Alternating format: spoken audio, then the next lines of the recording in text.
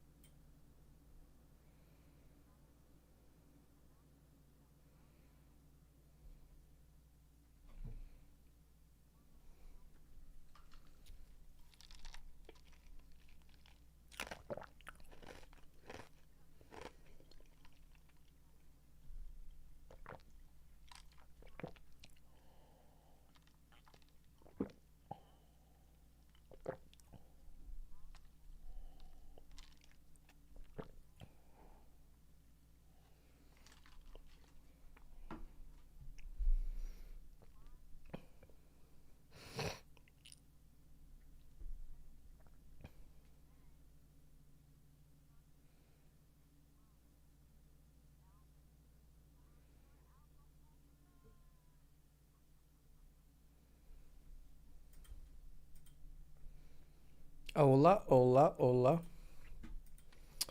Hola, hola.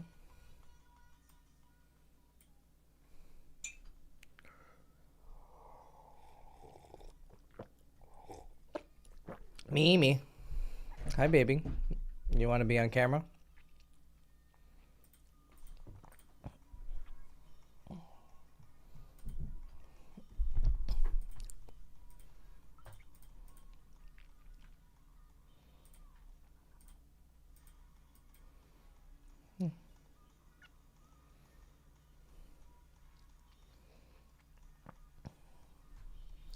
Oh, looks like my light died.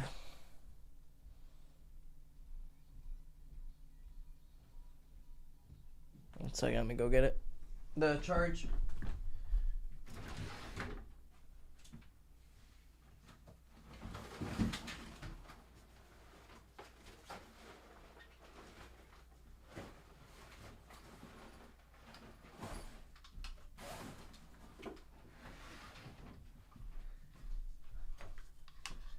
Yeah. Stay.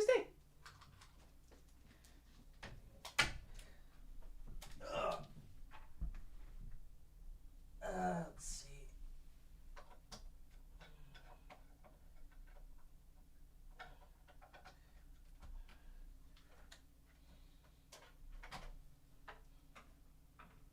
All right.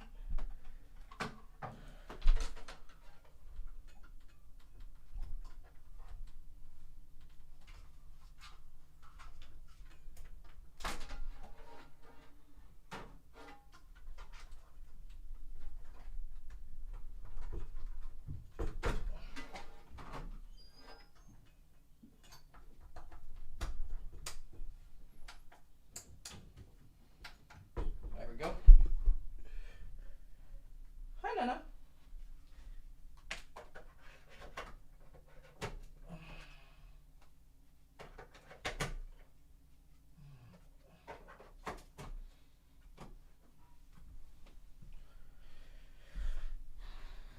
Okay. I'm back.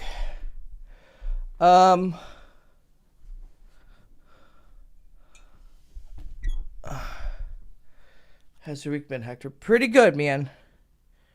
Pretty good. I've been playing a lot of World of Warcraft. Probably too much, in fact, or not enough. It's probably a better way to say it. And then my coaching season's about to take off.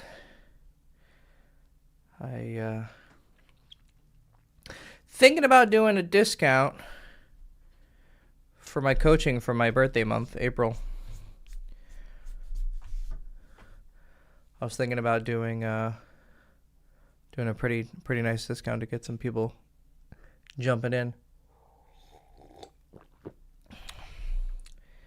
So if you guys were thinking about coaching, April's probably a good week to start, or a good month to start. I'll probably take,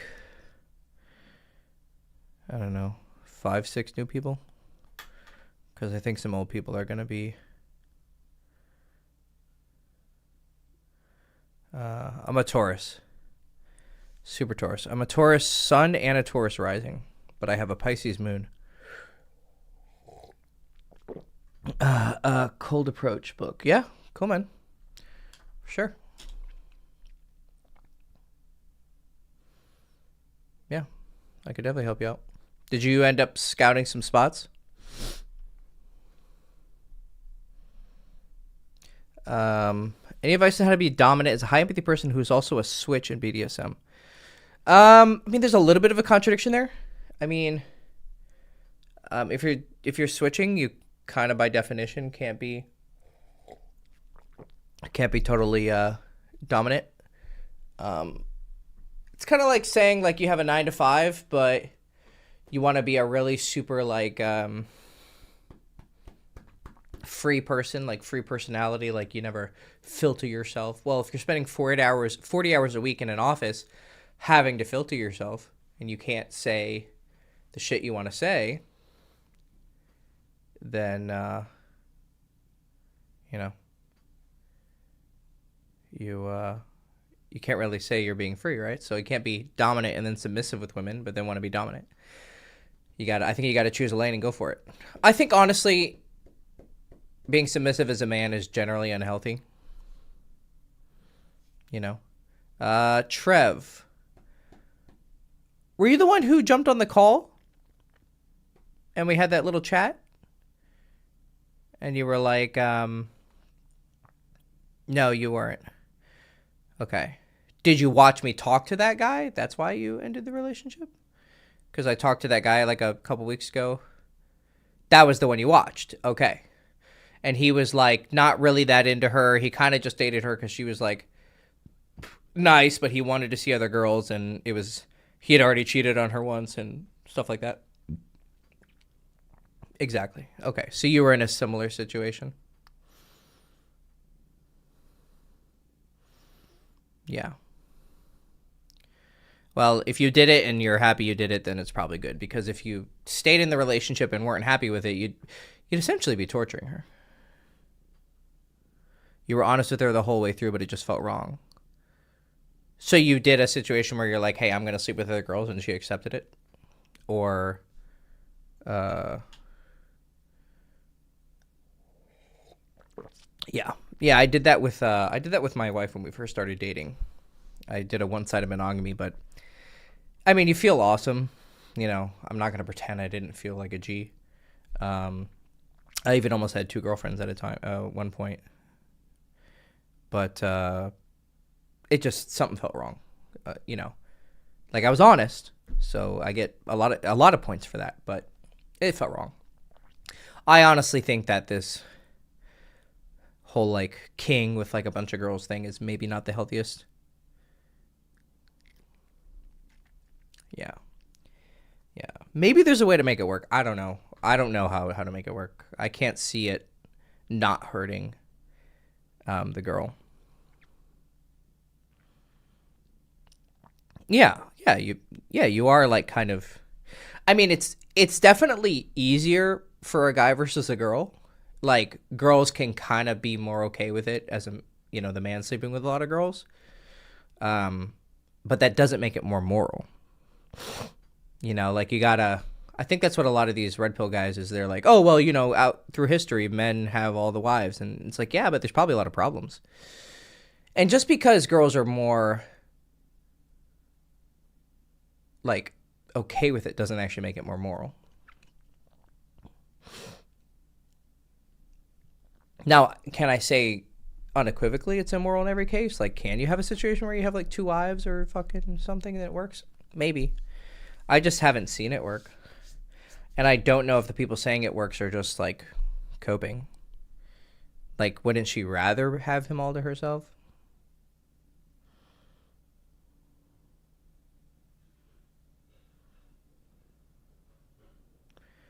And then one second, I think I skipped something Mewing said. Didn't get a chance to because pretty busy with work this week. Then at night, had a lot of birthdays with this week. Yeah, no problem, man. Just shoot me a message on either X or Instagram or email. And I'll send you the link to buy a single call, or I don't know how much you want to do.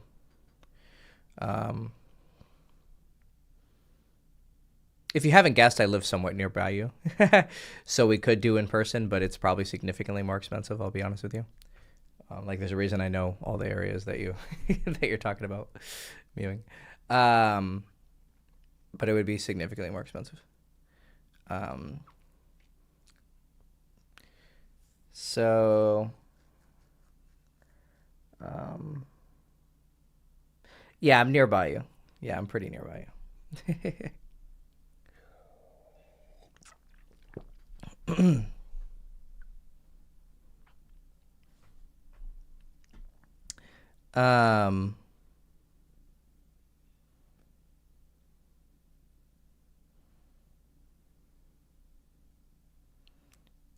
We can chat more. It's probably not necessary, to be honest. I mean, it might help a little bit, but like I said, I can help pretty much the same over the phone. But if you want to shoot me a message on email, or just go to my website, yeah, and just use a support message, and then I'll respond.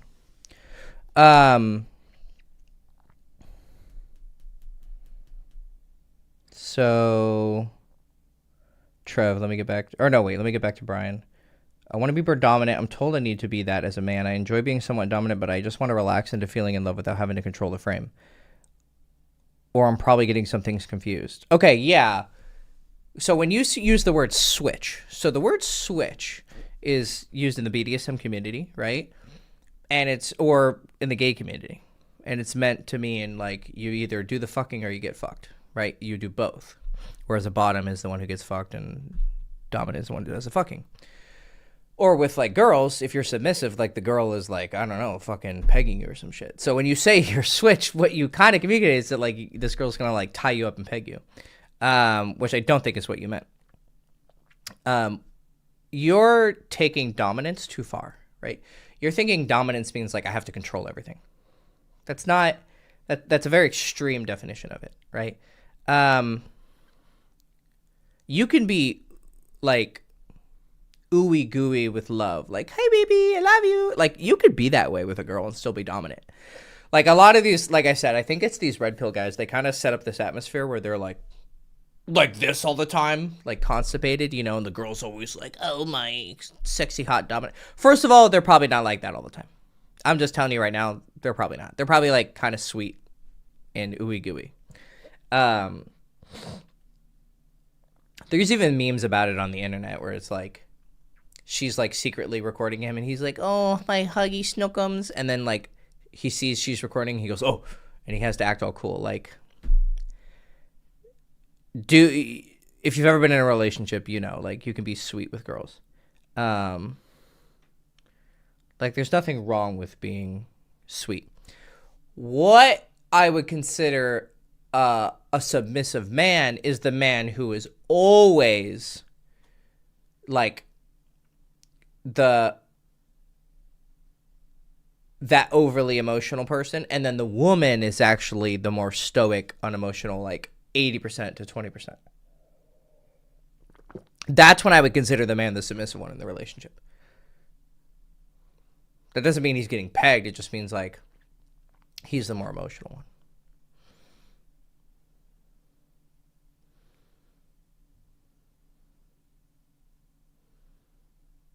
Now, do I think that if you're doing a good job being dominant, even if you're cutesy-wootsy with your girlfriend, like, she's still more cutesy-wootsy with you? Like, what I hate to see, and what I see sometimes with guys, is they're cutesy-wootsy, and then the girl's like, ew. What's interesting is it's not the problem that he's being cutesy-wootsy. Like, the problem is that he's not turning her on overall. Like, most of the time when I talk to my wife, like, I'm really like cutesy, right? But then I'll like put her in a pretzel and like wreck her shit up, like. So it's I can. These aren't like, I don't know if you call it like a switch, on and off, but like there's a sexual frame and then there's like a friendship frame. It's kind of like okay, when you're hanging out with your friends. Like, you guys are, like, talking shit to each other. Right? Like, you're mewing. If you fixed a typo, I don't see the previous message. All I see is, oh, shit, and then into her. Because it looks like you're fixing a typo. So the other message didn't show up. You got to be careful with YouTube chat. If you put anything, like, remotely, like, sensory, it'll just automatically filter it. I don't know why. I don't even have... Let me see. Community moderation. Moderation basic. Oh, okay. None. Let me turn off moderation. How about that? Maybe that'll help. Just completely turn off moderation. Because I've seen a lot of guys get their... Anyways, so, like, Brian, what I'm trying to say is, like, I think you're kind of stuck in these very, like, extreme definitions. And you gotta, they're very nuanced. Because I could probably see... I hear a lot of guys say that women just want to turn their brain off and not think. I feel like turning my brain off, too. Like, is this something other guys want, too?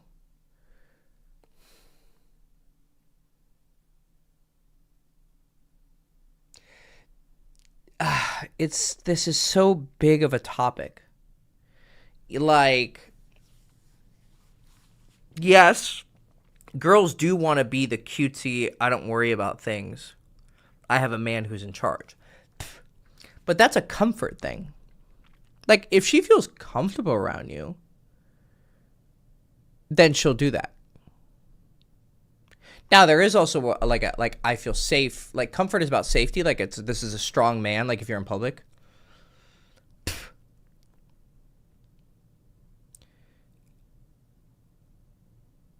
How do you come off? I mean, you look like a Viking, right? So, like, you have you look like a tough guy, but as soon as you open your mouth, you're, like, really sweet. It kind of kills a lot of your, like, danger instincts. You could probably use a little bit of dominance. I'll be honest with you. Like, let's throw away this big, like, topic for a second, because it's just too abstract. You need some dominance, yes, but it doesn't mean you can't relax. It doesn't mean you have to be constipated all the time. Like, I gotta be Mr. Strongman. Like, you do need the ability to, like, turn it on and off. And once people see you turn it on and off a couple times, okay, like, imagine you're talking to me, right? And I'm just, like, really nice, really nice, really nice. Here, I'll give you an example. So I got into a thing recently with this WoW guild I joined. And the GM, the leader, he's very emotional and insecure. Anyways, I kind of had to play therapist with people I met 2 weeks ago and kind of, like, deal with some, like, drama. And I was like, all right, this is already too much. Like, we're just playing a video game. Well, then finally there was but I was really nice to him the entire time. I'm, like, very diplomatic. Finally, like, he pissed me off because he started being insecure. He's like, why didn't you guys invite me to this one group? It feels like you guys hate me. It's just, like, really bad insecurities. Well, he was on a call with us. And then I just snap. And I go, dude, what the fuck? This is so much fucking drama. Like, holy shit, dude. Like, I'm done with this shit. And I quit the guild. I'm like, you guys are cool, but this dude, you have major insecurities. And I, like, laid into him. I didn't tell him. I didn't be like, you fucking faggot, you know, go suck a dick. Like, I didn't, like, I wasn't an asshole, but I kind of told him the truth. I was like, dude, you're not prepared to be a leader. You don't have what it takes. Like, I laid into him, like, in a truthful but, like, not sadistic kind of way. But it's, like, harsh. If you see that side of me, you'll be like, oh, shit, like, okay, like, Hector's, like, really nice 90% of the time, 95% of the time. Here's this 5%. But once you see that 5% of me, like, going off, then you'll be like, okay, he has that inside of him. So what that does is it does cause people to kind of respect you a little bit, right? Now, people take that too far, right? So people will be like, well, I have to, like, people who went to prison or people who grew up in the hood or people who grew up in, like, really abusive, like, environments, they walk around with that constant fear that if they're not constantly threatening, someone's going to attack them. Well, that's because they were raised by animals, right? And animals really only know how to speak one language for the most part, which is big fuck small. And if I don't think you can claw my eyes out, I'm going to take advantage of you. That's how a lot of people think. Low class, hood, barrios, anywhere. Right? Third world shit. You have to be tough in those environments. Now, unfortunately, sexual attraction also does have an animalistic element to it. Now, there's like really cutesy, artsy guys who are like really good with girls. They don't have that, right? They're more attractive in a different way. But the guys who I've met who are really good with girls, who are artsy fartsy, have that side to them. Actually, the one who I'm thinking about right now, he did grow up in like really shitty environments, right? But he's, for the most part, really, really like funny and goofy. But he can be like dominant when he needs to. And then I worked with him on being more dominant. Like, literally told him, like, hey, you need to do this, you need to do this. And like, he literally said, like, holy shit, like, my sex has gotten better, this and this. So, yes, you need to be dominant. Basically, there's an animalistic side to, like, society. There's an animalistic side to friendships, animalistic side to sexual relationships, and you do need to satisfy it. So you do need to be more dominant. Yes. Yeah, without getting into some huge abstract talk about, do women want this, do women not want that? It's easier to just take a person and, like, say, you need this. Like, you need to go more in that direction. Because it's hard to say where is it. Now, let me go back to Trev. Sorry, buddy. Hope you're still here. What's your opinion on relationships that are open on both sides, both ends? Not a fan. Not a fan. Tried it in college. Because I have the experimental mindset. I'm like, well, you don't know until you try it. For a lot of things. So I dated an absolute whore in college. And so she was a whore and I was a player. And so I was like, okay, well, what's the solution to this? We just be open, right? Well, once you start to consider it that you're, like, essentially giving your girl license to go suck on their dick, like, once it really hits you, like, it fucks with you. And then eventually it backfires. Every open relationship I've seen backfires. Mine backfired, like, pretty sure she came over one night and she had fucked some guy the previous night before. And then, like, when a girl's getting other dick, she's going to lose respect. Okay, here's the thing. This is the one thing about, like, male-female promiscuity that is different, which is related to the whole, like, can guys have a lot of wives and can a girl have a lot of husbands? A guy can fuck other girls and still be in love with his main girl. A girl can't really fuck other guys and still be in love with her main guy. It just doesn't really work that way. I've never seen it work that way. Like, she low-key doesn't respect him. Whereas it didn't really make me not respect my wife when I was sleeping with other girls. It didn't change my feelings for her. Now, that doesn't make it moral. But it does change the nature of it. So no, I don't think I'd open... I understand the logic. Like, okay, well, why don't we just make it open on both sides? It's fair. That's the communism sounds really good version of, like, dating philosophies. It's like communism but philosophies communism but for relationships. Sounds great. Doesn't really work. And then if you think about it, it actually doesn't sound great at all. It sounds awful. Even on paper, communism sucks. Why would I want to reward people for being trash?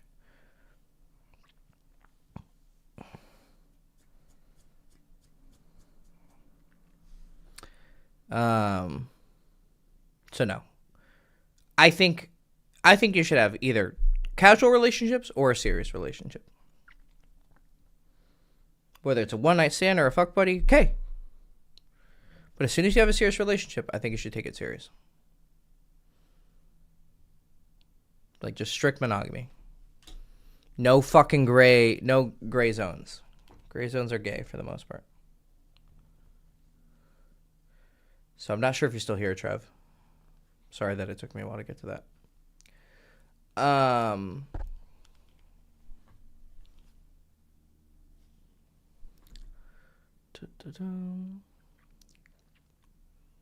can I practice being more dominant? So dominant means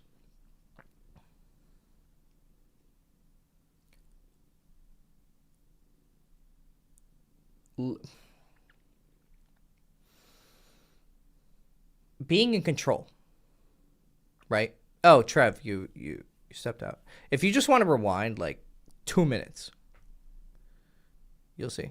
Yeah. Basically, the short answer is no. Don't do it. Don't do open relationships. Either short-term relationships, keep it casual, or once it's serious, be monogamous. Just keep it simple. No fucking gray zones. No, oh, well, I talk to girls. No, that's cheating. I still approach girls because girls are getting approached all the time, so I got to make it equal. No, it's still just cheating. It's just, people find ways. People love loopholes. As soon as you're looking for loopholes, you're missing the spirit of whatever it is. Sorry, baby. What? My cat's sitting on my lap. Huh? What you doing? What you doing? I gotta move. What? Oh, whoa. Oh, whoa. Drama queen. So, yeah, how do you practice being more dominant? Dominance is control, right? So a submissive person is not in control of their life. They are controlled by what they read on Twitter, what they're told by a politician, what their parents say, what their friends say. The more dominant you are, the more in control of your life you are. Doesn't mean you can't be influenced, but there's a difference between someone says something and you follow the tribe simply out of impulse, or someone says something and you're like, you know what? I think that's a good philosophy. I agree with that. I'm going to follow it. Nothing wrong with that. There's nothing wrong with making decisions and following people on certain things.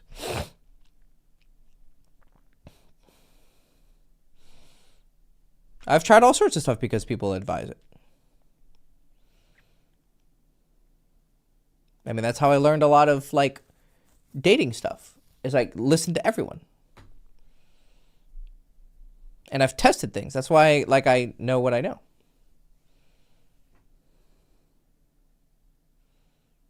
Oh, okay. Said dominant to me means you're the leader and basically enacting, penetrating your sexuality mindsets into her, and the submissive receives. It did go through this time because I got rid of moderation, so it didn't mute it.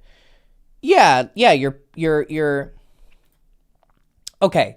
That's a good way to put it. Like, I'm very influential over my wife. Now, I don't go out of my way to, like, make her believe things, but she does start to, like, be interested in the things that I believe in. But I give reasons for it. So so this is the difference between tyranny and good leadership. Good leadership inspires you.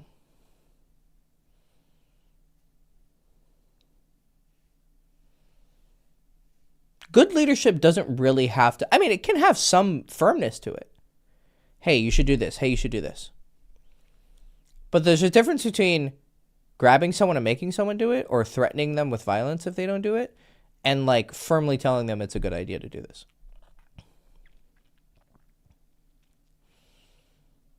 So in the social sense, the difference between a dictator and social leadership and a good, a good leader is that the dictator he uses things like shame, like too much. You can use shame in good ways sometimes, but, like, too much. Like, think of, like, Chinese culture, or even to the more extreme, like, North Korean culture, like, where you're outright killed. Whereas China has a little bit of that, but, like, it's more about, like, you're just shamed out of society. Like, the whole social credit score, that shit's real. Like, if you do things that are not considered in line with what our society says is good, we're going to slowly push you out. North Korea, they just outright kill you, right? Whereas in China, it's like, you're just like, okay, in America, like, liberal culture, right? And to be honest, conservative culture is heading in that direction too. I think the conservatives are about to be just as conservatard as the libtards, right? And this isn't about the politics. This is just about, like, the social mechanics. So if you look at a lot of, like, what happened with liberalism in the past 10, 15 years. Like, it was about you have to accept this new part of our ideology. And if you're not in line with this new thing, you're ousted. Right? So it's like all the people who were canceling everyone, they get canceled at some point because they do something. Like, it comes out that this liberal, said faggot or said nigga, like, 10 years ago on a fucking tweet. Well, now they're canceled. Right? Because, this is the new thing we're focusing on. Right? So you're not allowed to, like, say that, so you're out of the group. Right? So that's a very tyrannical way of socializing. So a way that happens in, like, relationships is like, I like things the way they are, or I want things to be a certain way, and if you're not down with this, you're going to get ousted. So you're always threatening expulsion from the relationship. So I actually made this mistake a lot in the past, right? So, like, my ex-girlfriend, she even, like, told me when we had broken up, like, there was a couple times where I got frustrated with her and I threatened to break up with her. And she told me after the relationship, she's like, you were always hovering your finger over, like, the nuclear button, basically. And I felt fearful. Like, if I didn't, like, I don't even remember what the contexts were. But it might have been, like, her starting drama. Her being upset with things. And me getting pissed and saying, I'm fucking tired of this. I'm just going to break up with you. Or, like, always reminding her that if she ever did something, like, cheat on me or this, I would break up with her. But, like, saying it a lot. And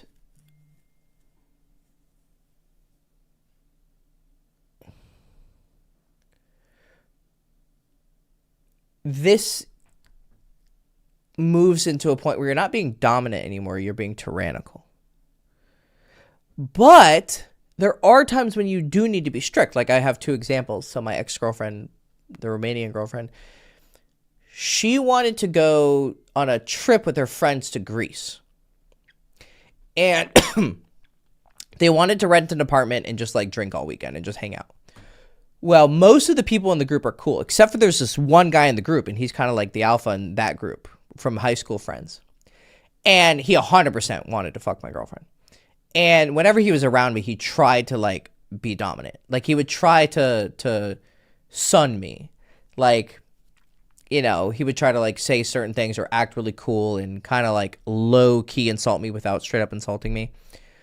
Or, like, if we went to a club, like, he would try to dance with her, and then she would, like, move away. Like, it was really obvious. Like, anyone who's not retarded, right?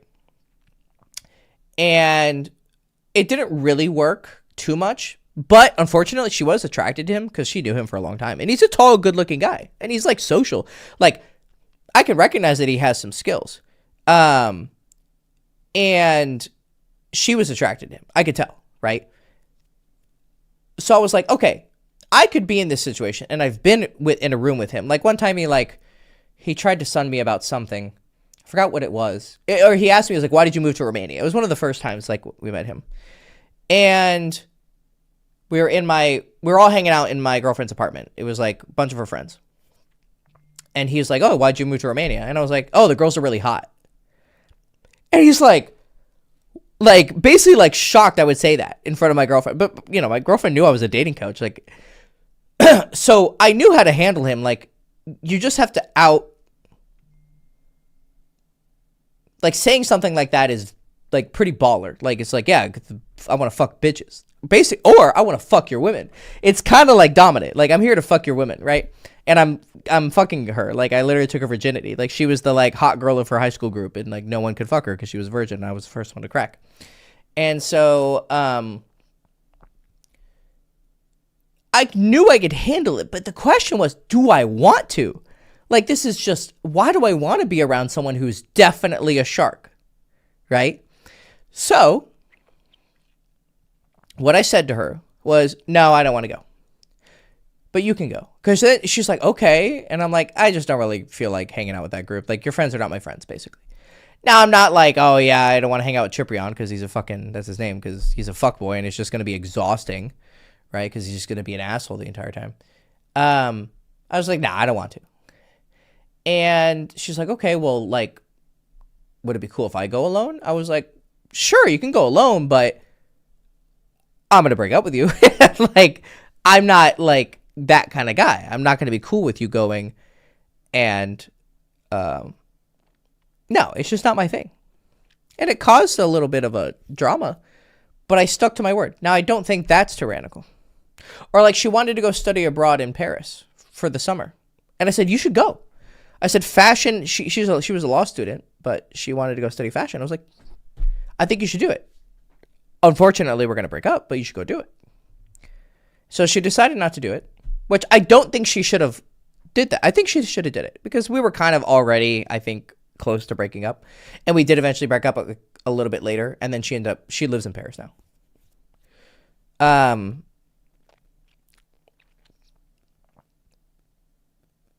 Yeah, dude, I know he's going to try some shit.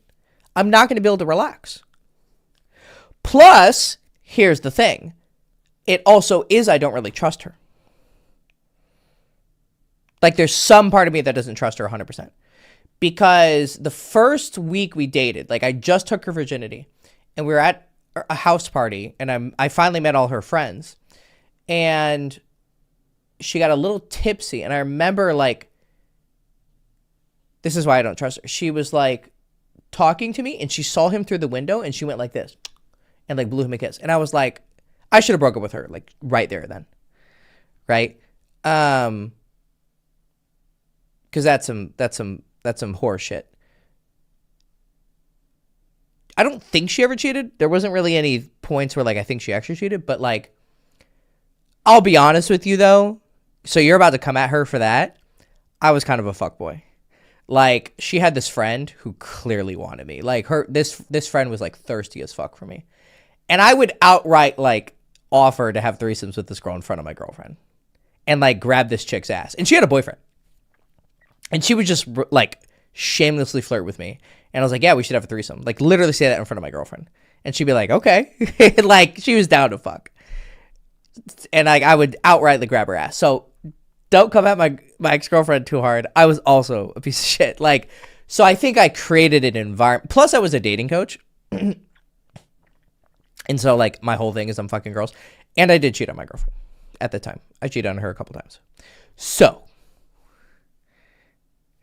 we were both, I don't think she ever did nearly, I was 5 times as worse, right? Her blowing a kiss like this to someone versus me, like, offering to fuck her friend in front of her, like, yeah, Hector was a bit wild. You know, I was kind of a, you know, yeah. But that doesn't make what she does okay either, right? So, but I understand that I created that environment. But actually, that moment when she did that, when she kissed, she never saw that side of me yet. Like, she blew the kiss towards him, just briefly went like this, and he was in the other room. I should have broken up with her. That was the first week we were dating. So I think we both created an environment where it was like trying to make the other one jealous. But anyways, I could tell it doesn't take a genius to figure out someone's attracted to someone. So yeah, I don't want to go in that environment. I think men put up with way too much of that shit. But a lot of times men are just as bad. Like a guy, like if I just told you the story of her doing that, you'd be like, oh yeah, fuck that bitch. But then I'm like, oh hey, I did this and this and this. And you're like, oh, okay, Hector, you also sound like a piece of shit, right? Like, okay. You know, it sounds like you kind of deserved it. But it doesn't change that fact of like, there's that guy in the group or this or that. So what the fuck? Oh, dominant. Right. So tyranny versus like good leadership. So I was tyrannical. So what I was like, because I had this mindset, I had the mindset of like, your girlfriend has to be jealous that you could get new girls. Well, I took that to the extreme. I was like, okay, I want to fuck your friend.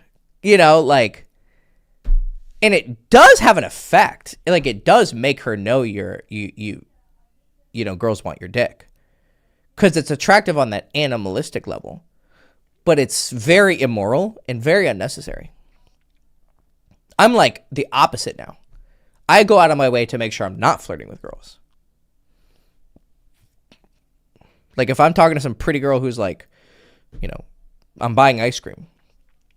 Like I go out of my way to like be as platonic and like as possible. You know? Whereas before I used to be just this relentless flirt. Yeah, we were both on some toxic shit. And honestly, I was worse. I was honestly worse. Way worse. So, I think if she ever did cheat on me, I don't think she ever did. I never got any, like, actual, like, sense that there was any time when she, like, really cheated on me. But if she did, I really wouldn't blame her too bad. Because I did cheat on her. Multiple times.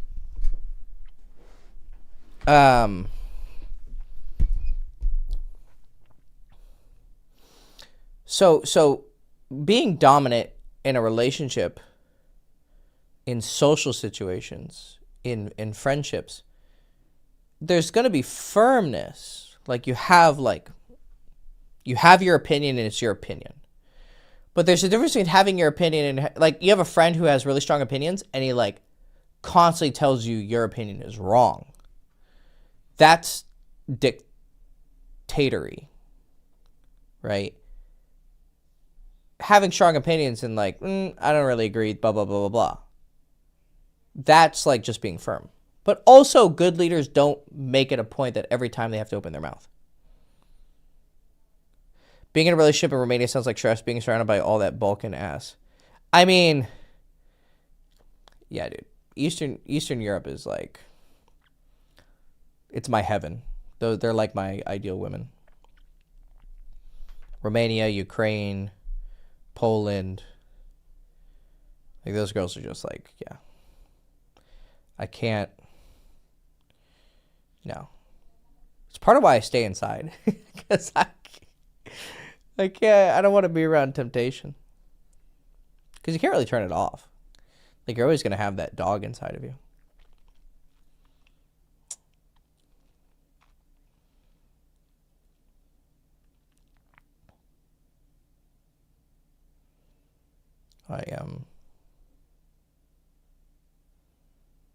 Yeah. It's probably the hardest part about being monogamous.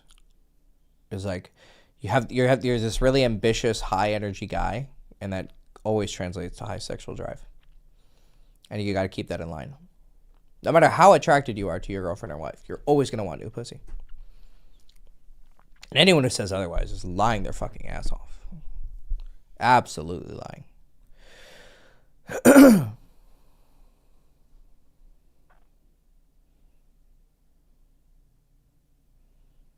You gotta come to terms with it.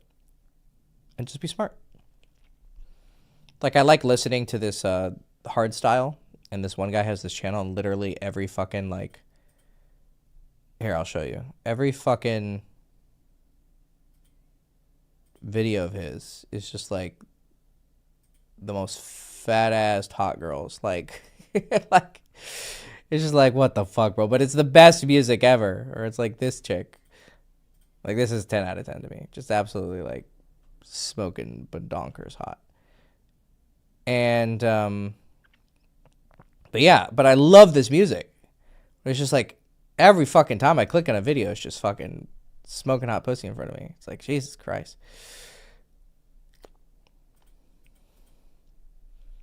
Yeah.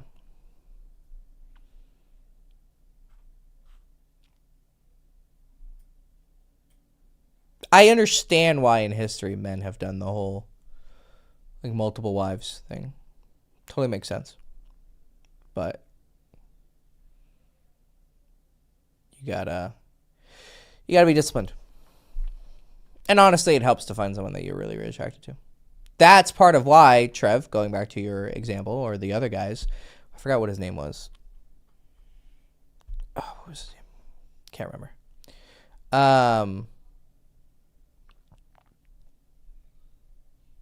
Where he was dating a girl, but really was, like, wanting to fuck new girls. You gotta find someone you're super happy with to, like, keep you from, like, being unfaithful. Like, desire is such a strong thing to keep you in check. But there's also an element of discipline.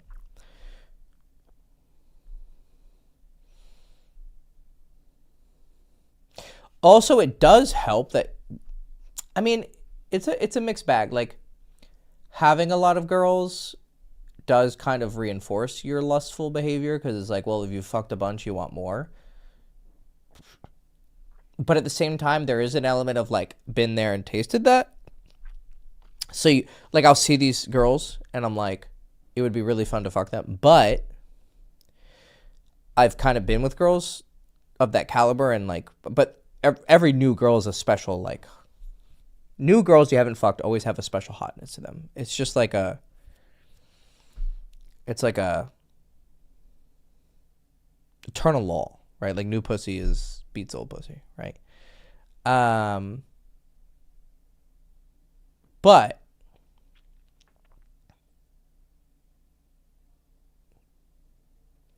I think once you've had enough, whatever that means, once you've had a decent amount, you kind of can say, hey, I've been there, done that. It would be really fun.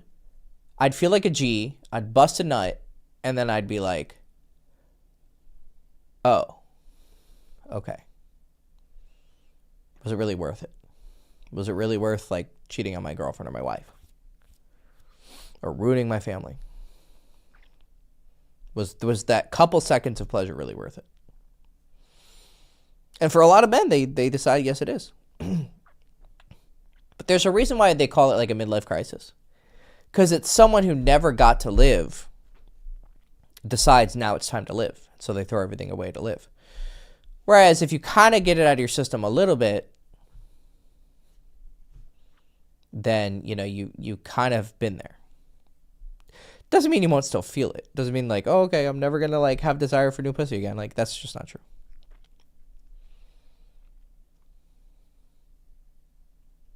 And honestly, I think women feel this a lot less. They still feel it though. Like they'll still be attracted to men, like, but they'll feel it a lot less. I think I can't remember, like, is there a statistic that men cheat more than women? I'm pretty sure. I totally believe it, which is so funny, like counter to the black pill stuff. Like, are men unfaithful in marriages more often than women? Statistics.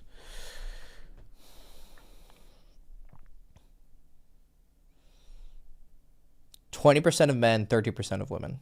So almost double.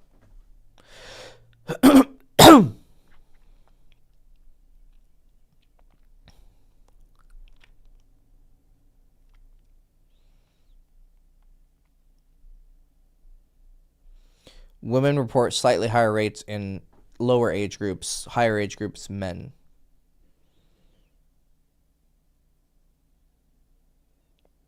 Actually, women reach their peak infidelity in their 60s. That's funny.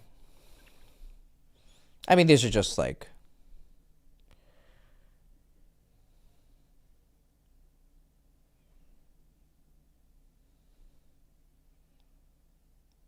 yeah, this is all self-reported. It's hard to find information on this.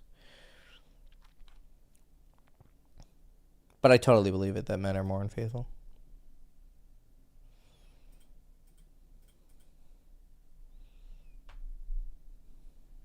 Women's sexuality is deep. Men's is wide.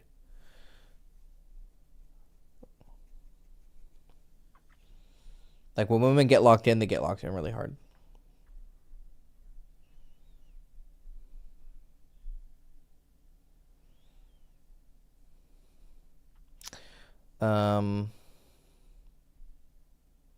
Okay. Let me open up the Zoom call. If Trev or Mewing or anyone want to jump in and ask some quick questions. Well, you're single now, Trev, so maybe you have some questions on what you want to, how you want to move forward. Dun, dun, dun, dun, dun, dun, dun, dun, dun, dun.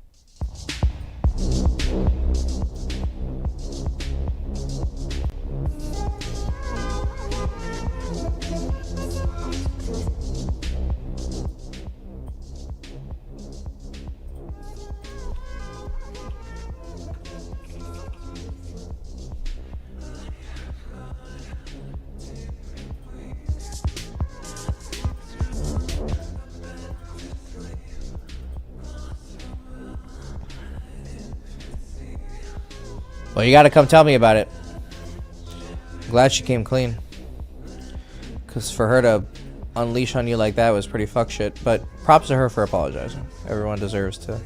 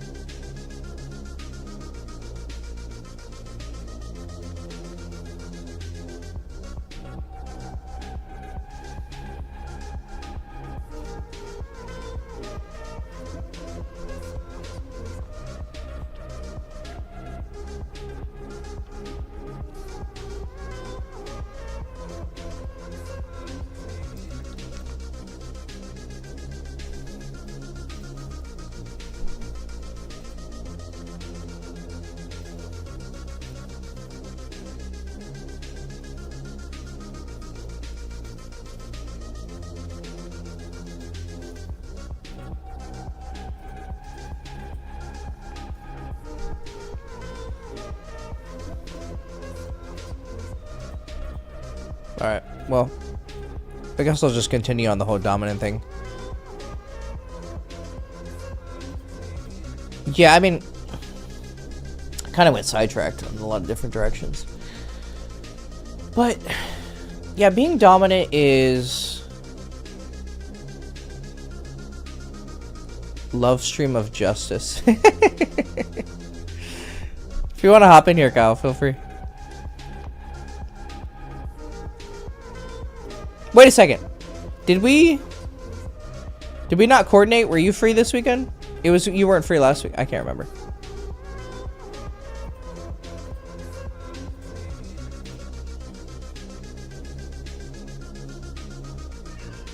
Oh, hi Nana. You want to come sit in my lap? Come on. Come sit with Papa. Come on. Come on. There you go.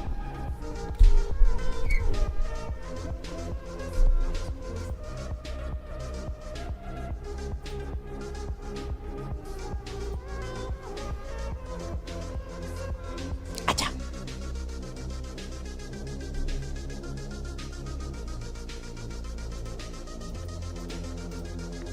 Oh, Mewing's here. Alright, one second. Let me turn off this music. What's up, buddy? Yo, actually, let me run to the bathroom first, then I'll be Sure, there. sure.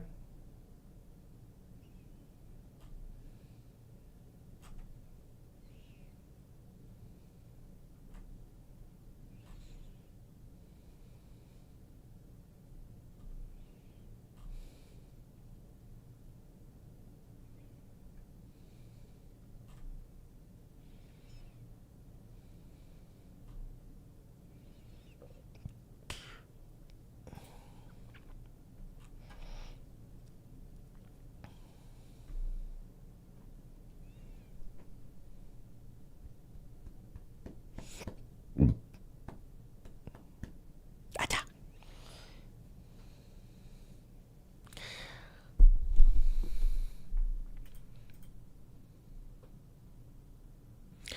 Hey, Hector, I did my first approach today. Hell yeah. It's awesome. How'd it go? Hey, Hector, hope you're doing well. Hope you're doing well too, buddy.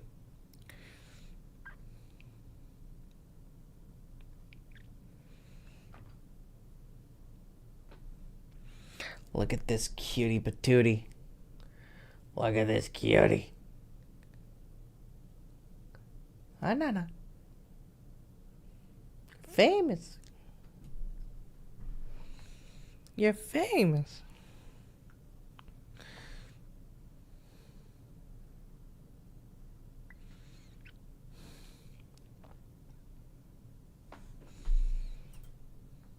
I was gonna go into another diatribe about dominance and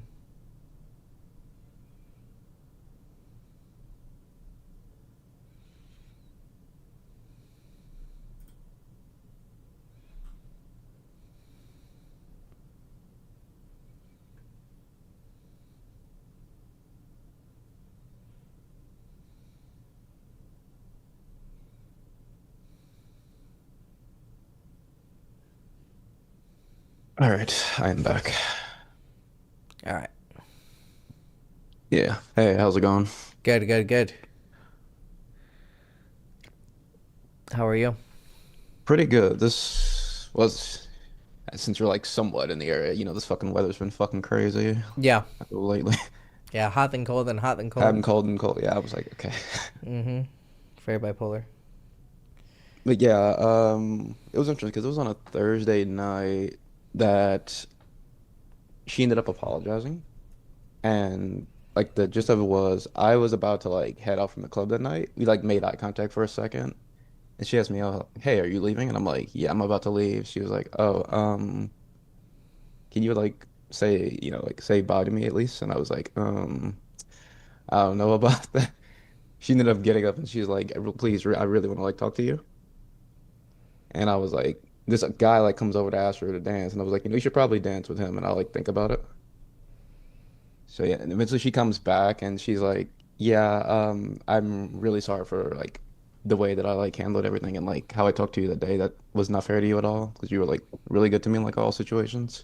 Mm-hmm. I was going through a lot at the time, and also was causing me some issue was I had started seeing my BF back in November, but we were still kind of doing our thing around that time, and that didn't end until like like December. So she was feeling like super conflicted about the whole situation. She didn't know how to like actually like bring it up to me that like she was like starting to talk this guy more seriously, and I was like, yeah, it's something you need to like let me know like ASAP. Mm-hmm. Because when like it wouldn't be fair to that guy at all. He shouldn't be like having to like worry about this type of situation on the side. Well, for one, I don't even know if she like even mentioned it to him, and it wasn't fair to me either. You definitely should have like just let me know up front what was going on. Not like cool, we just cut off like all the intimacy whatsoever. You just focus on that situation with that guy. How does that justify you fucking saying like low key like saying you were creepy? Like Yeah. She said that she like I don't know some experience with like men in the past. She had to like be as mean as possible, like cut shit off with them. Which I do know she did deal with some dude but who was you doing but similar you shit. weren't chasing Yeah, after her. I know. You weren't like some guy who like won't stop texting her. Like I don't know. This sounds I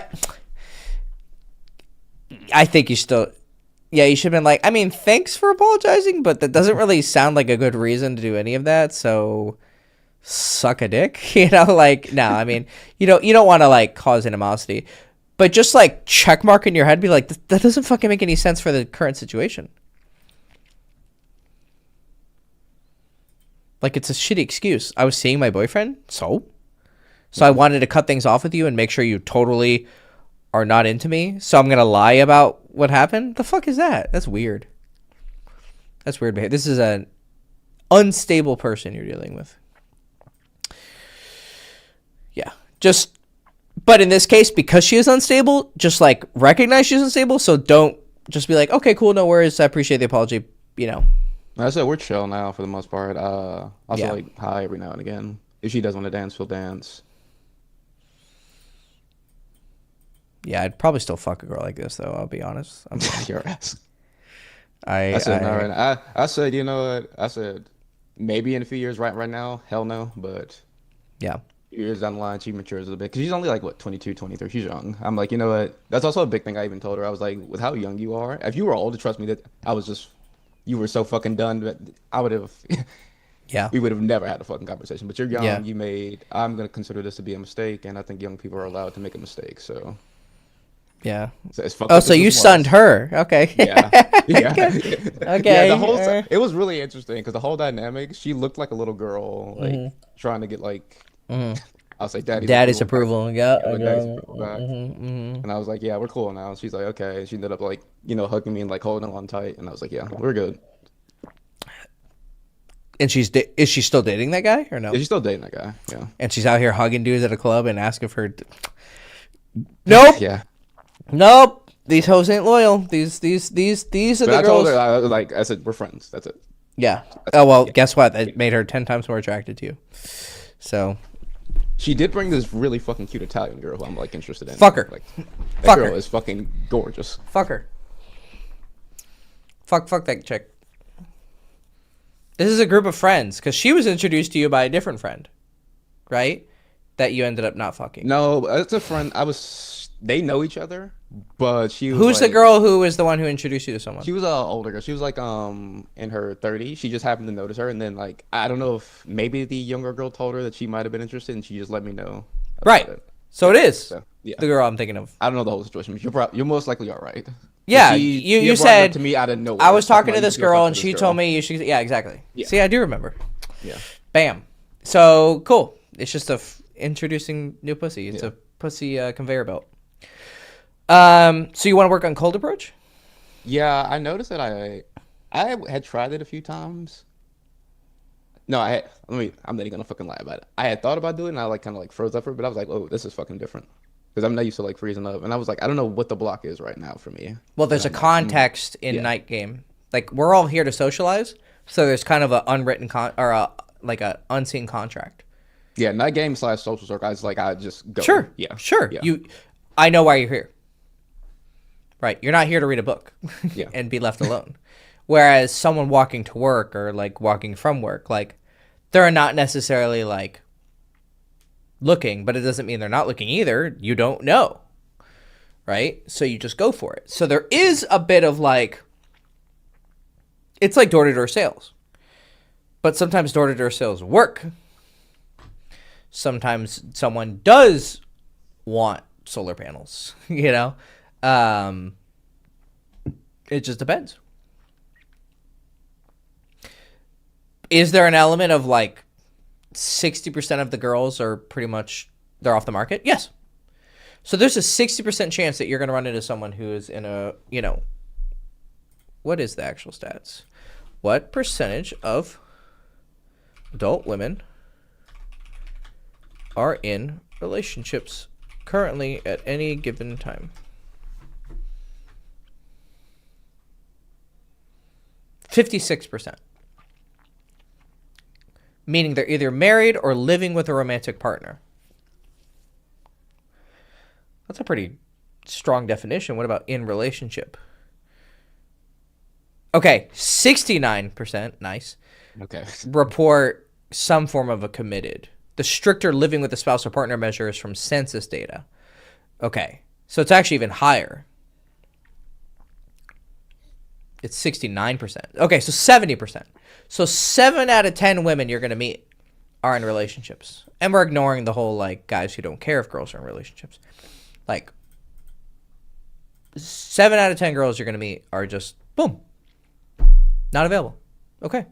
Of course there's an element of, like, am I bothering people? That's what it feels like. I think that's really what it is. Like, Am I bothering her? Yeah. But, Yeah. dude, it's 3 seconds. Like, it's 3 seconds. Like, she's not the fucking Queen of England. And even if she is, fuck that bitch. Who cares? She's the fucking Queen of England. I don't care. Putting fucking metal on your head doesn't make you special. So, yeah, you got to...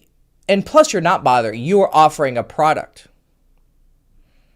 Like, okay, instead of, That's actually an interesting like way to think about it. yeah, instead of offering solar panels, you're offering dick.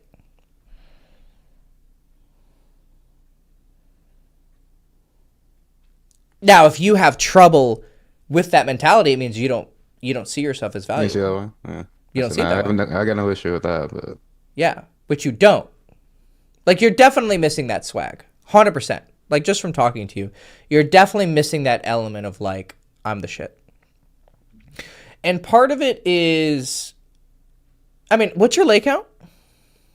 it is 12 now. Yeah, Like it was pretty low at first. 'Cause I yeah. got like sick in my 20s, and It then like doesn't have to. It doesn't have to be huge, but like, yeah. And you're a late bloomer? yeah, definitely, yeah, late bloomer, Exactly. definitely, yeah. Right. Guys who were getting laid when they were 16, 17, I said I had interest when I was in my teens from girls, but I didn't know how to like capitalize on Nope. it like at Because all. you didn't believe in it. Yeah, You didn't believe in yourself. Yeah. No, guys who were like getting laid since they were 15, 16, like it's just imprinted on them. Right. And then the late bloomers have it a little bit harder. Like for me, it was 18, 19 is when I really took off. But that's still better than the guys who are like in their mid-20s, or even worse, the guys in their early 30s. Now, it doesn't mean it's over. It just means you have more imprinting you have to deprogram, right? Someone who didn't really start taking off until they're an adult, okay, well, they don't see sex as this fun thing you just do. Like if you're a teen getting laid, you're like, yeah, we're just horny teenagers having sex. Like it's casual. Like you don't see it as something so serious, which is how you should see sex. Like, I mean, yes, like it has repercussions, obviously, and you have to be careful. It shouldn't just be this thing like willy-nilly. But at the same time, it is just this whatever, like just putting my dick inside of you. Like it's not that deep, right? But guys put so much ego and pride around it, like, oh, I didn't get, That's why a lot of these pickup artists are really fucking cringy, is because they are guys who, I mean, you got to think about it. You have to be some level of weird to, like, make this your entire life, right? Like, and I say this as a date, like, there's something wrong with me a little bit to have, like, focused so hard on this. Now, it came with a positive, like, I learned a lot, but there was definitely a lot of insecurity driving me, right? Like, I was a loser in high school, wanted to be cool in college, and I was like, I just want to be the coolest guy and get a bunch of bitches. And just drove in that direction. There was something wrong with me. I was driven by insecurity, right? The trick is, can you drop off that insecurity at some point? Can you kill it? And if you can't kill it, then you're just always going to be weird. No matter how many lays you get, there's always going to be some level of like, I have something to prove. And you got to get rid of that. So there's something about you that seeing a girl during the day, you should just be like, yeah, she's a hot girl and I'm a dude, I want to fuck. Like, that's it. Like, it should be that simple. But you're making it too deep. It's not that deep. There's a skill element behind it. Like, you need to treat it like you're playing a video game. You want to be good. Like, learn your combos, learn your fucking moves, learn your whatever. Like, learn the game, be good at it, because why would you play something and not want to be good at it? But at the same time, you're still just playing a game. Like, have fun with it. That's the perspective you need. It's funny. It's like you said that. I'm like, dude, somehow I have, like, fucked up before the waves even met. Yeah. Yeah. You're... So you're having approach anxiety, is what you're saying. Yeah, that's the only thing I can think of. Yeah. Yeah. And I don't understand why. Did you go out and stand there for 2 hours? Or no? Oh, hell, no. I told you I was busy this week, so, yeah. But you're not Elon Musk. You are not running 5 companies. Elon Musk has 12 baby mamas or some crazy shit like that. That's fucking insane. Exactly. You have time everyone has time. It's just, you're either scared or it's not important to you. Clearly it's important to you, yeah, so you're I scared. promise I will fucking do it. Yeah. But if you want me on the phone with you, we can do that. It's probably all you need. And like I said, I'm doing a discount this in April. So you shoot me an email when you're ready. But I think you should do a couple on your own. I'm definitely going to do something. Do it on your own. Just get started. I got like really annoyed with myself that I did not. You should get annoyed with you. Yeah. You should get annoyed with yourself. Yeah, I was like, you're being a pussy right now. Yes, call yourself a pussy. Self-shame is very powerful as long as it doesn't go into like the absurd extreme. Yeah. No. You're just used to comfortable, sanctioned environments. I'm at a club, at a bar. I'm out with my friends, my group of friends. It's sanctioned. It's okay. It's allowed.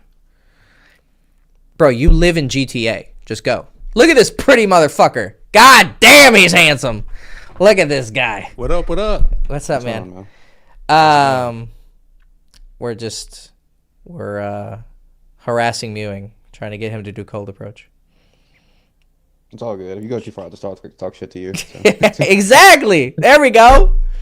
Is he the one where you were like, "Hey, you have all the signs of someone who doesn't take action"? That one? No. No. God, fucking bless. That's not me. Yeah. No. Yeah. No, he's doing all right. I guess you can say with cold approach. Currently, I am right now, but I'll get that shit figured out. Yeah, it's just day game because day game's weird. It's uncommon. Let me put it that way. It's just a mental block. I'll get that shit. Yeah. Yeah. Once you do the first couple, you'll be fine. Once you have a girl smile at you, like there was a guy who just literally said in the comments, did you see that? He said, I did my first cold approach.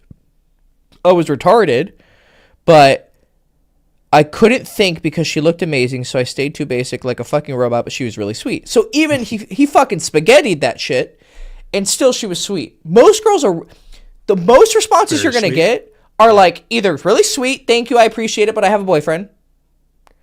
Like the rejections. Or she's just going to look at you and go like, sorry, I gotta get going. And then just walk away. That'll make you feel like a creep, but like, you'll get over it. Who gives a shit about that though? You'll get over it. Yeah. You'll get over it. All right, so get like 5 to 10 first. Just get it out of your system. And just remember, you don't know what she wants. Go knock. You're not bothering her. It's 5 seconds. Literally, like, if anything, you're giving her a compliment. You're giving her a compliment. And plus the solar panel analogy, it makes sense. It's just more niche. Like more girls are going to be open to you than people are going to be to door-to-door sales. Correct. So like, that's where more experience comes in, right? Because I heard that you had a body count of what, 12? Yeah. The more you get, the more you'll see how positively they react to you, and then you'll extrapolate that and take it to cold approach. Exactly. It's even better than solar panels. Solar panels gets a bad rep for a reason. Like, dick is niche. Yeah. Dick and pussy are the single most valuable resources on earth. People value dick and pussy over their own lives. I'm like, look at the world. They tear it down over it. They tear it down over it. Yeah. They do. Like, people do some wild ass shit over pussy and dick. It is the most valuable commodity that exists. Even more than food, I would say. Like, it's a weird thing to say, but in a lot of cases, people value it. I guess for humans, yeah, it makes sense. Yeah. So. I mean, shit. Look at what fucking lions do, right? They'll kill the male, kill all the babies, and then impregnate the woman. It's pretty wild. Like, lust is very, very powerful. You are holding between your legs like an incredible commodity. That's an incredibly gay thing for one man to say to another man. But pause. From the girl's perspective. From the girl's perspective. And then she's holding something very valuable to you.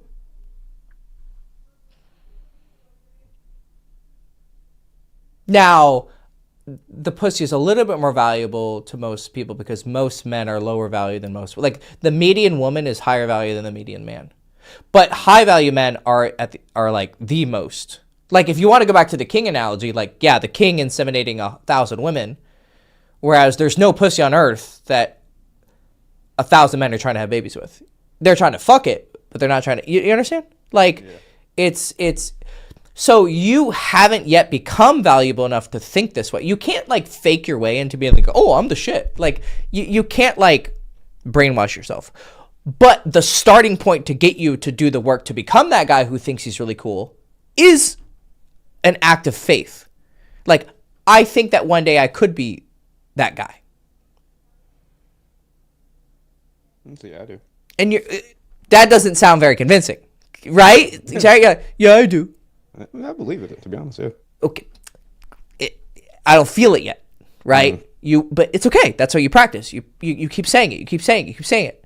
You need to think that no woman should want to fuck another man other than you.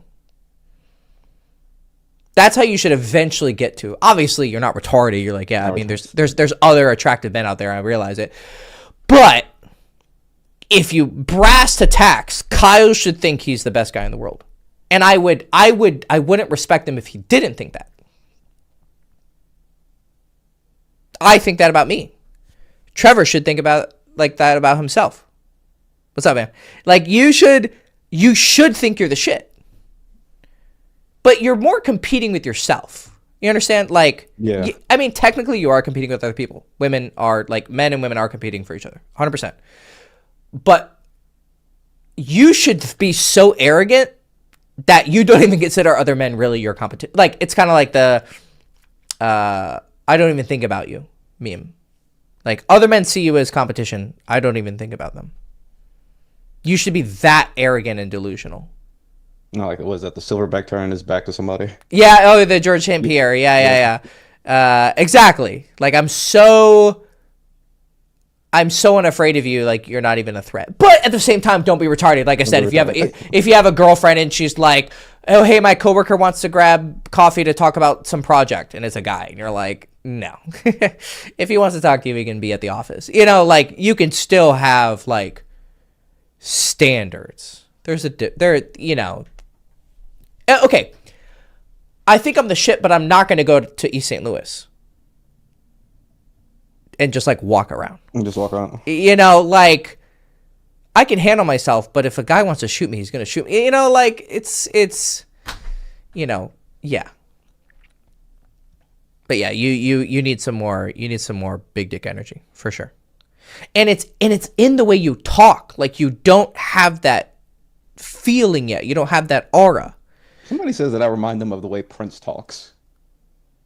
Interesting. I don't see that either. He's very maybe like a lower level form, but Prince is very like. Is that an archetype you like? I do like his aesthetic. I'll say that. Yeah. Okay, then practice it. But he has more drawn out words. Like you cut your words really fast. You're kind of like talk like this, and then like you don't draw out your words, which shows a discomfort, right? It shows that you're not like feeling what you're saying. Where someone who's really like authoritative. Now, it has to be something that you're authoritative. Like I'm talking about something I know. If I was talking about chemistry, I probably would be like, you know, does the covalent bond, is that what it's called? Like, I don't know. You know, I might not be as confident. But there's a way to still even be confident when you're speaking about something you don't know. Like, hey, do I do this or I do this? You understand? Yeah, I understand what you mean. Yeah, so listen to yourself. Like go watch this live stream and listen to how you talk. You talk very choppy. So try and smooth it out. Like, you know, be more drawn out. Draw your words out. Yeah, we can do that. Make sense? And then go get some approaches in. And then we can do like a call. Sure thing. Awesome. All right, buddy. See ya. Good seeing you, man. Mm-hmm. Stop being so short. See you. Mm-hmm. Hey, man, thanks for talking. It was great talking to you, buddy. I'll see you, man. Come on, you know, like. I think I can have some fun with them, like just mix it in every now and again. Yeah, no, like you know, you gotta let loose. Yeah, no, I'm just fucking with you, bro. Oh, you're fucking with me. Okay. Yeah, okay. All right. See you, buddy. All right, Trevor, what's up, man?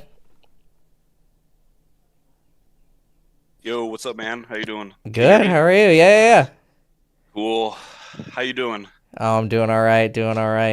Live Awesome. streaming. Love streaming, actually. Love streaming. I like it. Love streaming. Yeah.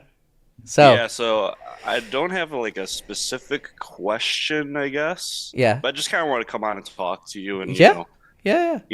shoot the shit a little bit. No and worries. kind of report where I'm at with like my journey, I guess. Sure. Yeah. Tell me about. So you watched that stream that I talked to that other guy who had a girlfriend, and you found yourself in a similar situation where you were. For anyone watching this, the context is there was a live stream where a guy came on. He had a girlfriend. He was kind of a player. Ended up getting serious with one of the girls that was like the hottest, but he wasn't like crazy about her. And he definitely had that itch to fuck new girls. Ended up cheating on his girlfriend really early on. And then came to me and was asking, like, should I break up with her? And essentially I gave him the advice that probably he should. And so you resonated with that? Yes. Is it exactly the same? Like 95%, Yeah. I would say. Yeah. Yeah, it was Okay. pretty close. It really like struck a chord with me for sure. Okay.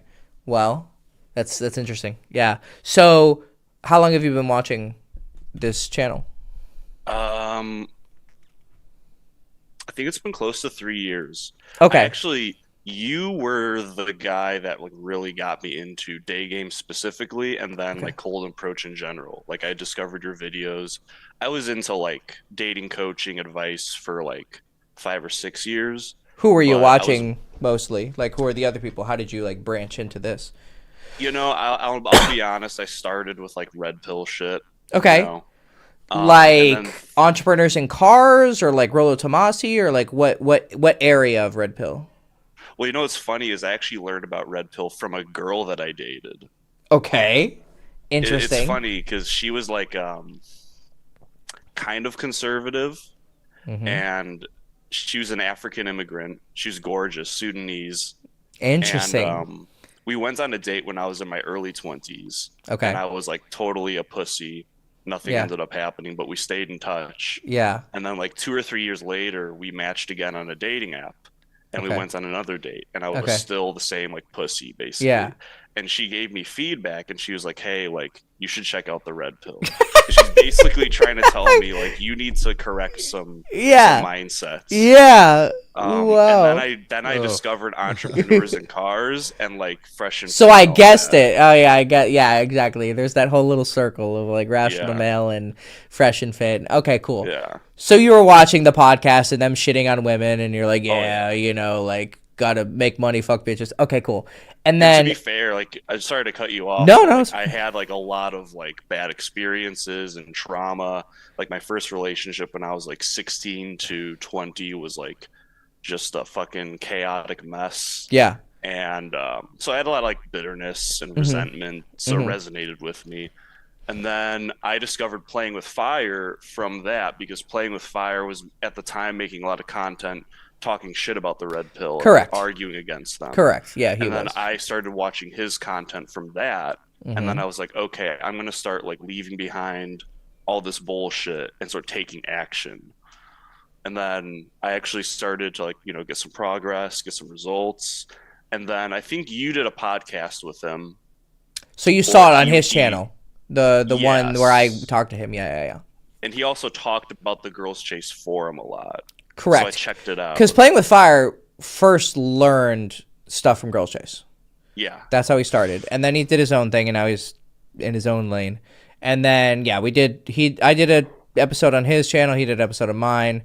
Okay, so that's how you found me and Girls Chase, and then you went to Girls Chase, the YouTube channel. Okay, I understand. Yeah. Okay, And then I found you and I watched like all your videos. Okay. Like, I binged that shit. hell yeah. Okay, awesome. Okay, cool. So, you got with this girl, and then you were like, I still want to keep fucking, right? Yes. Okay. And I was fucking the whole time through. Like I probably Wow. fucked like Yeah. 20 to 30 girls while I was with her. Oh my god, dude. But you were honest. She knew. Yes. Okay. Yes. Okay. Like literally like on our fourth or fifth time hanging out, I had to cancel on her because I got sick. Mhm. And I accidentally sent 2 cancellation texts because the first one didn't go through. And she looked at her phone and she's like, "Oh, he's canceling on multiple bitches." And Yeah. then she confronted me and I was like, "Look, like I wasn't canceling on multiple women. I only had plans to see you tonight, but I am seeing other girls. And Right. if that's not something that you're interested in, I completely understand." And she was cool with it. She was like, "Yeah, I totally get it. Like this is very new. Obviously I don't love it, but you know, it's your business." But And you weren't yet then official at that point. You were still only fucking. we weren't. Okay. Yeah. And to be fair, like we never had that girlfriend boyfriend label. Oh. But like in terms of the behaviors and how we were together, Oh. it was like very much a relationship. Yeah. I mean, okay. Yeah. You were dating without saying it, but you weren't. I mean, it makes it less worse, but still, like, so how long were you together? A little over a year. Little over a year. Okay. And how much You- time did you guys spend together, like on a weekly basis? 1 to twice a week. That's Okay. 1 is typically casual. 2 is a little bit closer to relationship. Yeah. Yeah. We okay. would definitely be pushing it as far as And like, we would we'd mixed go on signals. dates and get each other gifts, and like she was like, the thing is, like, she was really trying to win me over. Like she was so sweet and nice to me. Like I honestly never had a woman treat me that well before. Like she would just go out of her way to like do such nice things for me. She Yeah. was supportive. She would help me out with stuff. Like Was she not hot enough to want to commit to? Yeah. There's your It's answer. only- That- it's only there. That's the main variable there. yeah. you when we answered first- it. When we first got together, I thought she was, because to be honest, she was like one of the hotter girls that I'd ever gotten with. And then I think I got like this boost of confidence. I started going out a lot more. I met a wingman who was really good, and we'd go out together a lot. And my skills really grew while I was with her. So while I was with her, I was like getting hotter girls and then my like baseline raised, if that makes sense. Mm-hmm. Yeah, Mm-hmm. for sure. And then I kind of realized like, okay, like You learned your taste too. yeah, I can do better. And Yeah. there's also some other incompatibilities. Like there's a sexual dynamic that I like, and it wasn't really her thing, but I could also tell that like she wanted to make me happy, so she'd play into it. And it felt weird to me because it didn't feel genuine on her end. Like you wanted to be super dominant and she wasn't like super into that, like getting slapped around and spit on, or like what? No, she likes that, but like I'm more into like the like daddy dom baby girl type Yeah. of Yeah. like I like it when a girl calls me daddy and Yeah. I call her little princess and all that shit. And she wouldn't like, you could feel she was just doing it because Yeah.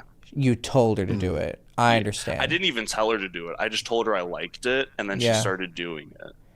Well, is she just socially awkward so she didn't know how to like sell it, or like you could tell she really actually wasn't into it? Because if she's doing it on her own, question. she actually is kind of into it. She's just kind of, this is the difference between shy, nervous girls and like seductive sexual girls. Is a seductive girl, like she'll sell it. She'll be like, "Oh, daddy, you fucked me so good." And then the nervous, like awkward girl who like has only been with a couple guys, she's gonna be like, "Oh yeah, daddy," but she's like still into it. She's just kind of like not a good actress. So this is actually one of the things that I would Just want to. clumsy with it. Yeah, she's clumsy. That's a really good way to put it. Clumsy. Like, I would tell guys, I actually think it's a huge thing that we have to decondition our addiction to the seductresses and be a little bit more attracted to the homely, kind of, not country girl, but like down to earth girl. And basically unhypnotize ourselves from like the makeup and the sexy behavior and the sexy voice and because this is game.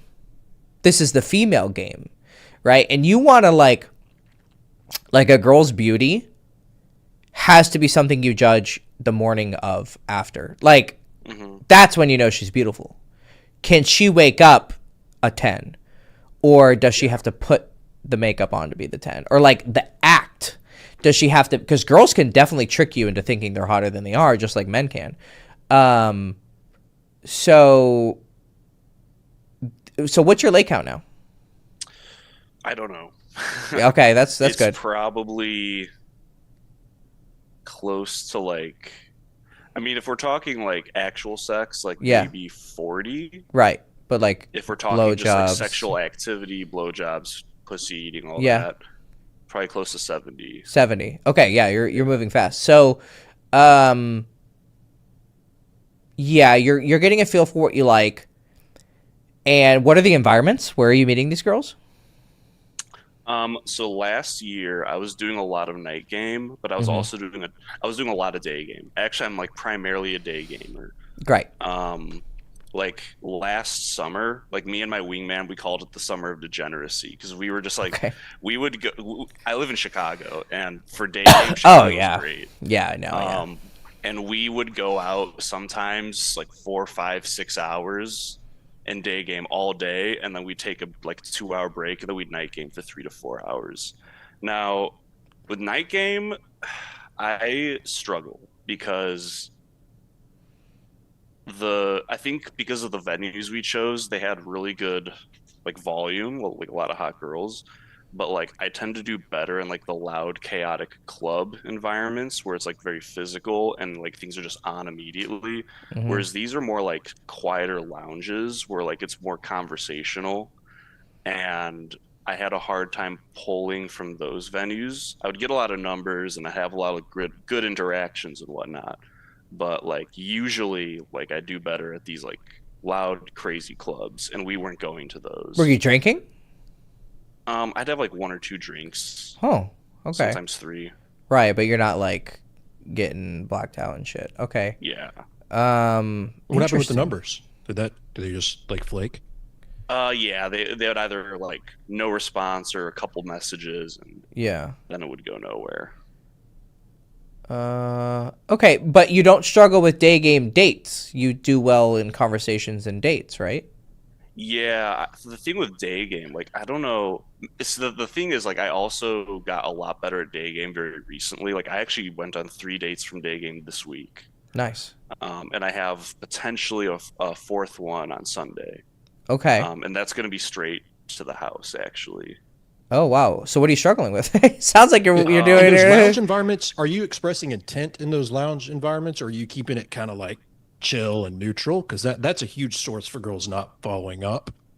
Um, at first I was keeping it very neutral. I was trying to Okay. like build a lot of like passive attraction and try to get the girl to like chase me, but I'm like, I think No, that's if I not. were to go Yeah. back to it, I'd probably be a lot more intentful, especially earlier on. And that's what I'm noticing with day game is like with Yeah. day game, I'm very direct. I'm very just like I go Interesting. right in, like Oonga Boonga style. Yeah. There's your formula And for the lounge environments. Yeah, yeah, no. exactly. And I think 100%. I'm gonna start. But the thing is, I also just like my schedule is just better for day game, anyways. And Yeah. I'm just kind of not really that interested in night game, to be No. honest. No. And I've been doing good with day game. So, one thing, actually, I do have a question for you. And so, one of the things you used to talk about in a lot of your videos was like the player paradox. Yeah. Yeah. Ooh. And I think that I have a big problem with the player paradox. Of course you do. Yes. Yeah. You get more attractive, but your results are actually like weirdly going down. Yeah. I went through this big time. Yeah.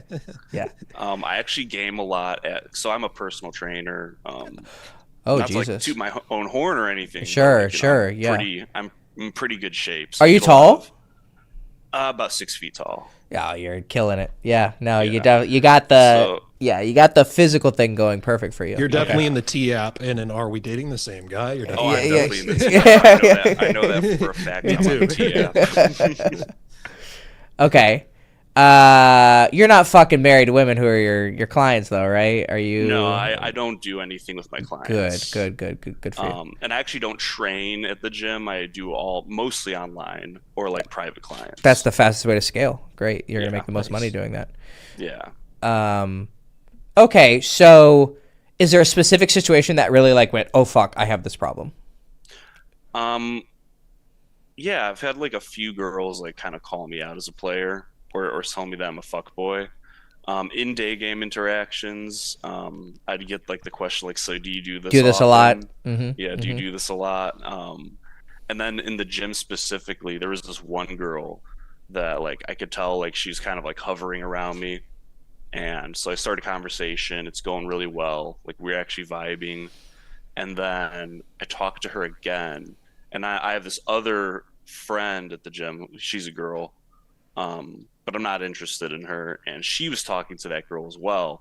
And the friend came up to me and was like, she's like, it looks like you guys are going to start dating. And I was like, do you think she's into me? And she's like, well, she told me something about you. And I was like, well, let me know. And she's like, actually, I've heard other women say this about you too. And this is all at the gym. Right. And I was like, okay, you got to tell me. And she's like, don't hate me for this. Okay. Don't shoot the messenger. And I'm like, yeah, of course. Like you're helping me out here. Yeah. And she's like, yeah, I've heard a lot of girls here call you a player. Yeah. And it makes sense because I do talk to a lot of girls at the gym, and other guys have come up to me and like told me like, dude, you're so smooth with it. Like, how do you do it? So like, obviously, like I have this reputation as the guy who like rizzes up a lot of girls. Yeah. Okay. There's kind of two ways to go about it. Is one, you fully embrace it, and the other is you actually go the opposite direction. The best way, I think, is to go the opposite direction, then go back. So what I mean by that is there's behavioral changes and an internal change. The behavioral change is actually be less... Okay, you've worked so hard to be so flirty and charismatic, and these girls feel it. What you want to do is pull it back to the extreme, like become a lot more relaxed and even like stoic. And you might be afraid, oh, well, I'm going to get less results, blah, blah, blah. Just test it. Try it. And what will happen is all this work you put in to be like this charismatic guy, it's not like it's going to disappear. It's impossible. So if you pull back and you relax, what actually is going to happen is kind of like, it's like a laser beam that gets focused, and all of this energy you had will still come out. I don't know how to describe it. Like, instead of like looking at a girl and you're like, hey, what's up, girl? You're just going to do like a quick look. And because it's like more focused and relaxed, it's actually going to be more concentrated, and it's going to feel stronger in a way. And so that's going to make you more effective. So it's going to keep the effectiveness of being a player, right? Because think about like the other extreme of like the guy who never approaches, right? So you still got to make moves, but just be so much more relaxed about it. And second, it's going to be impossible for girls to accuse you. Like, they're going to know you've got game because clearly you've got it, but you're going to stop getting any of these objections because there's no evidence of you being a player. In fact, what'll end up happening is you'll create an environment where these girls are kind of like more going for you, which is actually anti-player behavior because they're going to be like girls like you rather than you. Because think about the language. You do this a lot. Do you do this often? How often are you approaching girls? You are the agent. You are the actor who's doing the approaching, right? Right. Now, this will require you to like discipline yourself because you're going to like see ass and you're going to want to go after ass. So you have to pull it back, but this is actually going to make you more attractive. Secondly, what you need to do is you have to go into your mind and you have to go, okay, obviously I'm a horny fuck like anyone else, but what is really driving me? You have to ask that question to yourself, right? What I said before to Mewing, like, am I making up for lost time? Am I, trying to fill this hole that is, like I'm just like trying to fuck myself into happiness, summer of degeneracy. Like, is this really the most fruitful path to happiness? Mm-hmm. And what will happen is, and shit, I mean, even ask yourself, like, am I objectifying these girls? I know you're not. You don't seem like an asshole. Like, you seem like a cool guy. So, but maybe there's a little bit of part of you that's like, it's going too far, right? And these women are picking up on it. So I actually think the player it's better than the chud or the fucking beta or the incel, whatever. But the higher level, you can call it like a lover or, whatever. He's doing it, actually, it should be the most pure form of, yeah, I just like pussy. But that's it. Whereas you're probably carrying something else. Because if you were attracted to the red pill, if you had these traumatic experiences that you said you did, there's some part of you that's like trying to fill a hole that was hurt, right? Oh, 16. 100%. Yeah, exactly. Yeah. And you need to like face that. Like go back and talk to 16-year-old Trevor who got cheated on by his whore of a girlfriend or, whatever, dude. Like go like, whatever you want to call it, heal your inner child, fucking therapy yourself, right? Like talk to yourself. But is there value to this charisma you have and this like sexual energy you've cultivated and this swag? Yeah, I don't think you should lose that at all. Like you want to be like think of the balance between the most incel loser and like the most hedonistic piece of shit psychopath like player. Like find some like middle ground between those two guys. And also I would start to change the way you express yourself. Like you do come off as like Jim Bro. Like that's how you come off. And I'm sure you're aware of that. Yeah. Right? Like there's probably deeper sides to you, right? Yeah. Like, I'm sure you have some, like, intellectual interests and artistic interests. Like, you're not just, Yeah, I'm a musician. Well, I picked up on zero of that, right? Yeah, I would have never guessed. Never would have guessed. Bajillion years. Never would have guessed. I can't expect these. Yeah, the girls are going to be picking up on just this. If me and Hector are picking up, and I'm on a nerd. It too. Like, I saw that Emperor of Mankind poster on the wall. I'm like, fuck yeah. Yeah, dude. So are you talking? So you don't like show this side to girls? Like, or are you trying to like? You think it's like they're gonna find it not cool or something like that? Or I'm totally down to like show that side to a girl if it comes up naturally in conversation. Okay. More like in the context of like approaching a girl at the gym. I don't know, like that just kind of usually doesn't come up. Well, sure. Yeah, you're not going to 40K dump her. Yeah, no, I get it. But there's also a side to you that's not showing vulnerability. Like, I can feel it. Like, okay, we just met, so I get it. Like, when you just meet someone, you're just getting to know someone and you're not going to like, but you should get to a point where you have the ability to meet a new group. Obviously, you feel things out, but as soon as there's like, okay, like these guys are cool, you just let your personality go. Mm-hmm. Right? Like, be a child again. Like, allow yourself to be that kid. Now, you killed that or you hid it because you didn't want to be the simp loser anymore. And obviously it worked. Like, oh, these girls see me as a man now, not a boy. But once you've reached this lay count, you're good. You did it. Like, you won.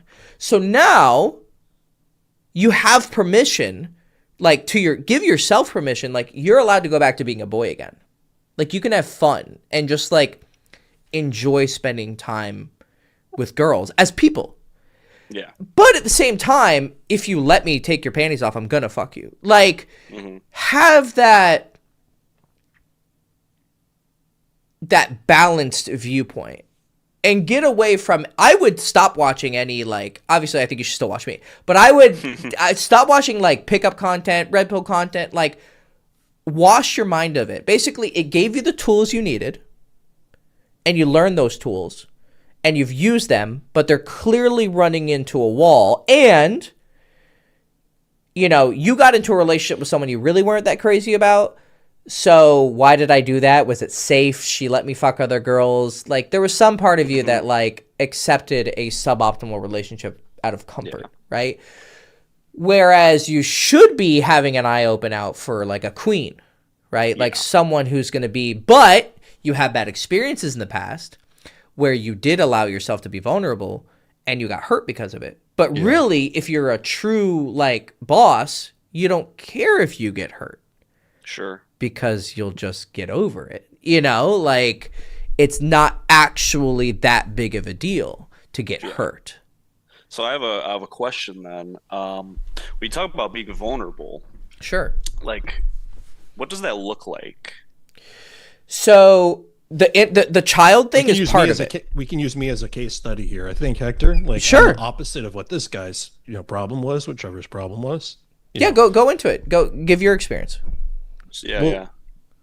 Yeah, I mean, vulnerability is basically expressing, those sides of yourself that you might think she doesn't necessarily like, or basically just not trying to appear perfect all the time and being completely smooth. Like, don't intentionally do things like stutter and whatnot, but like just being more warm and just more friendly, maybe even a little bit more romantic, like bring a girl like a flower or something like that. Like, you can do these things and like, there's no danger that she's going to see you as like some simp loser at all. Like, it's that thing Hector was saying about overcorrecting. You're not going to overcorrect to back to being, that level. You've gone past that. You've completely graduated from it.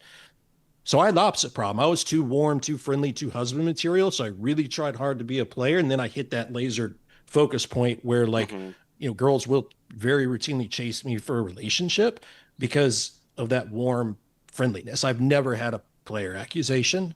Now, until they see me, in the Facebook group, then they realize that I'm, dating around. But just based on my actions, I've never had that accusation, even though I've tried super hard to be like a scoundrel player. I just never hit that level. Mm-hmm. So yeah, if you want practical things, like, try it. Bring a flower to a first date, like a singular flower. Like, try it. Talk about just random shit that you want to talk about. Like, not, I have to lead this conversation into a sexual direction and do steps A and B. Like, is there an element of that in seduction? Yeah, there is an element of that. But you're probably going to do it automated because you've practiced it so much. So if you also introduce some randomness, it will come off more sincere and less like, I'm purely here to fuck you, even though you are. You're not denying your sexual nature. You're not trying to hide it. You're just adding more color to it. So bring a flower, talk about random things, be more like weird, like, I don't know, goofy, like or like weird voices, or like, be extra, right? Or if you ever feel like upset, like, I don't know, like, a girl doesn't text you back when you thought, and you can say, yeah, you didn't text me back. I kind of thought you didn't, but then do you normally take so long to text back? Like, now, is there a risk that comes off as beta? Yeah, 100%. But if you're willing to take those risks, then what happens is you actually start facing your insecurities, right? Because that's what you've... Did you see it's not going to be a problem when you text fast and then she doesn't have a bad reaction and stuff like that. Yeah. But you just talk to girls about your insecurities. And one of the cool things about talking about your insecurities is once you talk about it enough, you don't have to talk about it anymore. So like, let's say deep down, you do get upset when girls take a long time to text back, but you've learned how to adapt to that because that's how dating is and blah, blah, blah, blah, blah. Okay, cool. But then if you bring it up a couple times and you see girls have like legitimate reasons, like, oh, I really did have to do this, or I did have to do this, or you actually do catch some girls and they don't admit it, but they're kind of like, yeah, I was playing a game. Then eventually you go, okay, why was that ever an insecurity in the first place? If she doesn't like me, she doesn't like me.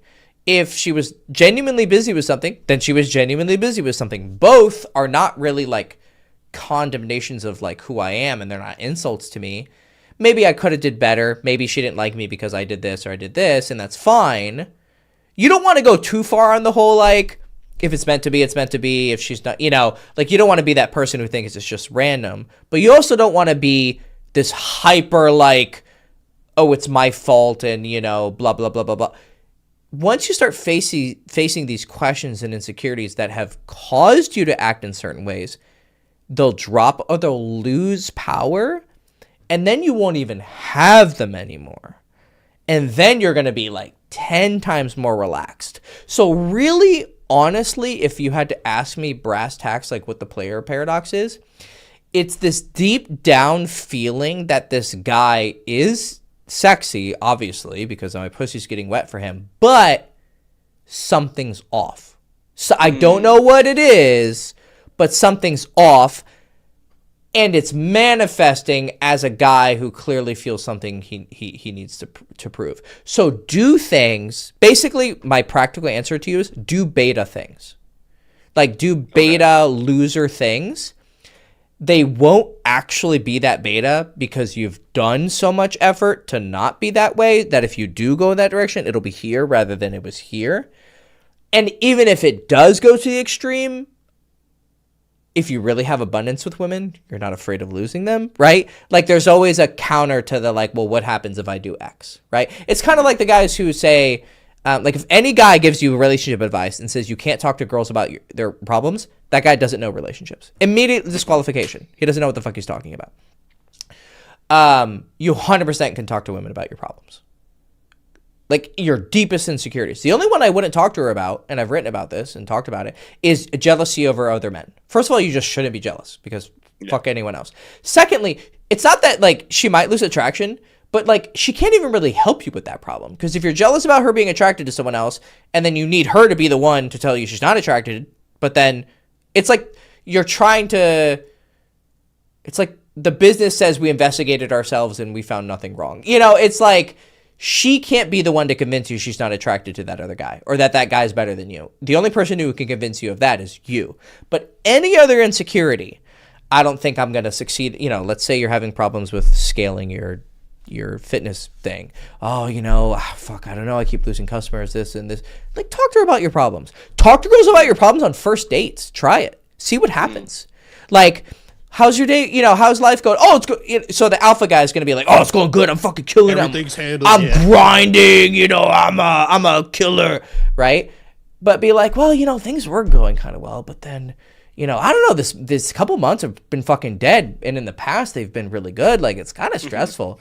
Like, but hey, you know what? I'm happy to be here with you. Like, this is a nice... Yeah, as long as you do it in a non-complaining, whiny way, it's just, it's amazing amount of vulnerability, because she's like, wow, this guy's, he's not perfect. And like, subconsciously that puts them at ease because they know no one's perfect. That we're humans. Yeah. We're all dysfunctional. We just keep it behind closed doors for the most part. But you can bring some of that out to show that you're not a robot. Yeah. And one other thing that really helps too, by the way, before I forget, as far as like getting out of this player paradox, is really make an effort to truly get to know her. And you might be doing this already, but I'll give you a specific example. So instead of like if she's a nurse, you say, what got you into nursing? that's like a pretty basic question. Like one you can ask that's deeper is what moment in time made you decide that you officially wanted to become a nurse? So that shows more thoughtfulness, more care behind like her and her mission and her life journey. Mhm. And now she's associating a pause because it's likely a positive memory. There was likely a huge something that was bad and then it turned out to be really, really good. So she has a fond memory to that. Now she's tying that with you as well. So that solidifies more of that bonding. So real focus on the bonding and the connection aspect too. That can get you out of that player Yeah. paradox. I think you guys are like honing in on something that like I can resonate with because I met this girl from day game like 3 weeks ago, and I saw her on Wednesday, and I actually ended up pulling her, and we came back to my place, and gentleman doesn't say what happens. But, You fucked. Okay. Okay. yes. Okay. But yeah, like we were texting, and she was kind of flaky, and I kind of called her out, and then she like gave more availability, and then we actually ended up scheduling the date, and then I had to flake. I was telling her like, I'm going through a lot of life stress. My car actually broke down. And I'm not gonna lie, I was actually worried that like, that would like I would lose points over that somehow. Right. Exactly. Yes. And but like it didn't matter. Yeah. And then, we came on the date, and then she's actually like a pool shark, and we played pool, and she Okay. kicked my ass. Cool. And- Okay, that's even more vulnerability. Yeah, you And lost. it was fun. Like she was teaching me like tips on how to play pool better. And I was like, yo, like it's so fucking sexy that like you're so good at pool and you're kicking my ass right now. Yeah. And then we made out, and then we like played the next game at my place, So yeah, I think you guys are like 100% right. I was in a different pickup group for a while, and that's kind of where I learned to be like more sexy player. Yeah. And it helped Sure. because it helped me be more attractive. Yeah. And then as I kind of went through that process, I started to notice like, yeah, like I'm getting these player accusations and I'm getting called out. Mhm. And then I went on a date with this girl who I met at a bar. She's the bartender actually. Mhm. And we had a phone call before our date, and then she told me like, yeah, like that night I found you on the T app, and I was like, oh shit. And she still came on the date with me and all that. Right. And to solve that, or I guess I shouldn't say solve it, but like, that I get it. I did like I was a bit more vulnerable with her after she said that. I was like, yeah, like I wasn't always like this, I kind of grew into this, and like I'm trying to be a little bit more like romantic and all that. Mhm. And I told her like, like sex isn't everything to me. Like I just sometimes I just want to cuddle in bed and like watch Love Island. Yeah. And she's telling me about how like she baked. And I was like, oh, like, it would be nice to like cuddle in bed and like watch Love Island and like eat some of your cookies and all that. Yeah. She like really liked that, and then we ended up, sleeping together on the first date. So like, I definitely think like just based on like experiences I've had, I think you guys are like 100% right. Yeah, I mean they're the nurturing sex too. Like, yeah, women can be savage in how they talk. A lot of that's they're just capping. But I guess that's where I lucked out. My very first girlfriend in college, I caught pneumonia and I was like down for the count. I was, felt terrible, ghastly, pale, coughing this disgusting cough, and I was so self-conscious about it, like being around her. But she always wanted to be there to like take care of me. Lost 0 attraction points, and I was in this pathetic fucking weak state.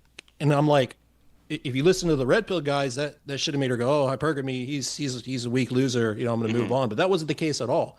So I guess I just lucked out in that I had that early experience to see like the really strong nurturing side, and stuff like that. Like you said, the experiences can really help you, understand and be okay to do this. Yeah. Have you ever heard of this movie called Phantom Thread? Let me look it up. Phantom. It's really interesting. I watched it last night. I don't know if I should spoil it or not because it's a really good movie, but like the whole thing is about this relationship dynamic between this guy who's like super dominant, super rigid, super strict, like he can't have any like disruption, and like he gets with this girl who's actually like super confident, but at first she's very submissive, and because he's so rigid and strict, she gets absolutely no emotional vulnerability from him. And then she ends up, can I spoil it? Sure. She ends up poisoning him, and he gets sick. Okay. And then he has to rely on her to take care of him. Ooh. And he knows that he knows that she poisoned him, and their relationship actually improves because he realizes that like it's really fucked up, but It's like, a toxic version of what we're talking about. Yeah. yeah, exactly. Toxic But it was version of a- my story. yeah, like she basically like she forces him into vulnerability through, compromising him physically. Does it end And then- happy? It depends on what it ends up with her. Basically, they go back, they take a step back in their dynamic. She gets him sick. He becomes vulnerable. Then he goes back to being rigid. She Right. becomes unhappy again. And then she tells him, as she's making food for him, I'm basically going to poison you again. And he was Okay. like, okay. That's weird. That's fucked up. That's very fucked But up. the idea is that like he knows that he can't be vulnerable unless she Forced forces into him, it. and he Interesting. wants to be vulnerable, but he just can't. Yeah. It was really interesting, but it's kind of funny that we're talking about this the day after I watched the movie. You know what I mean? Yeah. Yeah, it's tough. You can't kill, that inner part of you, because it is kind of a demon, right? Like demons can work for you and work against you as well. You know, Hector knows it's like he didn't want that warm side of me to go away as I shifted more into the player side, so there's a very real reason for it. So, you keep that inner base, which you seem to default to player type behavior. Yeah, I mean, like Hector said, that also does serve you very well because it allows you to actually, get laid in the first place, which is the opposite problem what a lot of guys have. And I'm definitely like, I'm trying to like shoot higher for like the hottest girls too. Yeah. Because like I've been with like a few girls that I would consider like nines, but mostly it's like sixes and sevens and whatnot, which isn't a problem with me. Like I still enjoy the time. Yeah. with them. There's no one Yeah. watching you and judging your performance. Yeah. If you're happy, you're happy. That's It's Exactly. like yeah. the guys who are overly concerned about like, oh, it's just got to be tens. Those are usually the super inexperienced people, anyways, Yeah. who are trying to virtue signal. Yeah, if I she's think, cute, like- that's fine for me. Yeah, yeah, 100%. But I do think like if I'm going to settle down, which obviously I want to do eventually, I do want it to be like a girl that just like knocks my socks off. Well, sure. You know what I mean? Sure. Which is why I'm trying to go for like, higher quality. And I do think that like, oddly enough, like being more vulnerable might be the way to do that.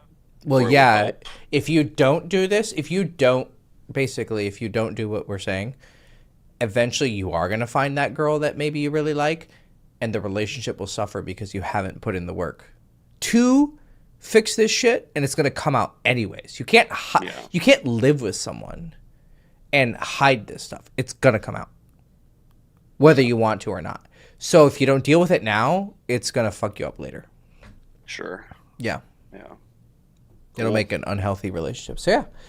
Yeah. This is the fun part, actually. I think, Yeah. this is the fun part. You get to have a little bit fun and not follow these rigid rules. I mean, these principles still exist. You can't pretend like some guys will have this moment and they're like, oh, okay, I just like do whatever and it just works. It's like, well, that's not what I'm saying either. You got to learn.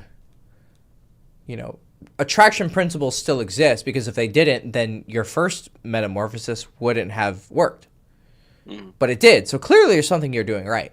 But then now you're realizing another change is needed in me. So yeah, I think just start moving in that direction. Yeah. Well, all in all, I'm not gonna lie, I'm having a great time. Sounds like it. Yeah, I love game. I love approaching. Mhm. I love day game. It gives me such a rush. Yeah. Good. I'm glad you like it. Yeah. And Trevor, I might. Oh, good. oh no, what's up, man?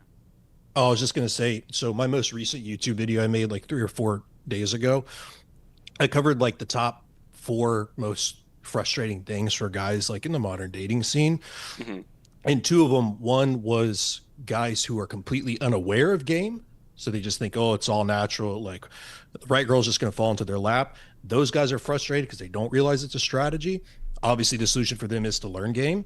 And then guys who are too aware of game, and that can cause them frustrations like the player's paradox, or worse, they get really confused and then they don't know what to do at all. So at the very least, you're not in the confused state. You're still getting good results because you're going all in on one. But it's you can see when you're a little bit too aware of game advice, you see like the consequence of that, even if you're doing the game Hmm. stuff correctly. So my recommendation in that scenario is just like what Hector said is just to like I don't know if you're consuming any other game content aside from Hector's, but like I would just recommend just not even looking much into it and just getting Yeah. more out of like mind and into body. Hmm. Yeah, I definitely think that like if you go too far into this rabbit hole, it turns you into kind of like a robot. Yes. And I've seen guys where that happens, Hmm. Yeah. where they're like kind of one dimensional. That they're smooth, they're good, they get results, but like you talk to them and like there is something that's like a bit off about them. All the dating coaches that you're thinking of, I've met a lot of them, Yeah, and they are like this. yeah. Like I'm in a few groups of guys who are like in game, like pretty hardcore, and like there's something off about most of them. Yeah. No, like if you ask me to put like a super team together, I'm not going to pick a single pickup artist. I'm picking five naturals because if I take them in a certain environment, they're just going to be fucking weird. Hmm. They're going to be super fucking weird. Now, if I put Yeah. them in their niche environment, yeah, maybe this, maybe that. But no, I'm picking naturals. I'm picking dudes who have learned it in their own unique way. They still learned it. It's still a skill set. It wasn't just magically bequeathed up their ass. Like they definitely had to learn it. But yeah, no, I like there's a reason I'm totally distanced from every dating coach now. Yeah. You know, it's aside from Kyle. So um no, they're just goofy, man. They're goofy and they've taken it too far. But they still are probably better than your average guy. So, you know, there's still something for them to offer, but it sounds like you've gotten what you needed. Yeah. So if you've got what you needed, now go in the opposite direction and start finding your own unique formula. Like start to challenge your ideas. Hmm. But that takes courage. Like Yeah. the whole don't share problems with your girlfriend. Like I was like, I don't know, that doesn't sound right because I've done it before. So, but I'm like consuming game and it's saying not to do this, so I'm going to do it. But then I'm like, no, I'm going to go ahead and be super open with my girlfriend and my wife, you know? And then you're like, oh, hey, I don't have to like put up this pretense, Hmm. right? And yeah, because some guys just, they just hide so much, right? And it's like, how do you live with someone who's like supposed to be your best friend and your partner, but then you're not being open with them? That sounds like torture to me. Like that doesn't sound like a You're good a team. existence at all. Yeah, yeah. Yeah. And the cool thing, Trevor, too, is you're going to notice is like less and less girls will pop the question of, "Oh, what are we?" When you behave like this. Ironically, guys think that like it'll make them want to do it more because you're acting more boyfriendy. But they're so like happy with how you're like treating them. It's almost like they don't want to risk messing it up by starting to control you. Oh, you can't talk to other girls and stuff like that. Hmm. They'll be okay with just kind of like keeping it as it. Maybe not okay is not the right word. Like deep down, they probably do want something more, but you're still giving them like good feelings, happy hormone releases. So you're still providing value to them and they love that. So that they're less likely to try to tell you to not talk to other chicks. Yeah, I think that's what happened in like my last like quote unquote relationship. You know what I mean? Where Yeah. like she because like I was quite vulnerable with her a lot. I'd tell her about my problems a lot, and I definitely felt very insecure doing that. But I was surprised by how like nice about it she was, and how like willing she was to help me and just like be there for me. So So when you guys split, was she really mad about it or was it like an amicable? It was amicable. Okay. See, yeah, Yeah. that's the thing. She's not mad at you. She found out you're talking to other chicks. She, of course, it probably hurt her a little bit, but like if you're just Yeah. some like cold, player who is kind of leading her on, but not giving her the boyfriend experience, and you're just kind of in this no man's land, she probably would have been pissed at you wasting her time, but she didn't see it as Yeah. you wasting her time. I remember Hector talked about this. So, I'll give him the boyfriend treatment, but without the forced monogamy commitment, Hmm. you know. Yeah, like when we broke up, like she was a bit like cold, I would say, because like she was processing it and I think she didn't want to like break down. But it was amicable and all that. And then she actually gave me a gift. Um, and then, we parted ways. We hugged. It was a nice, like, very emotional hug. I could tell she was like holding back tears. And then I dropped her back off.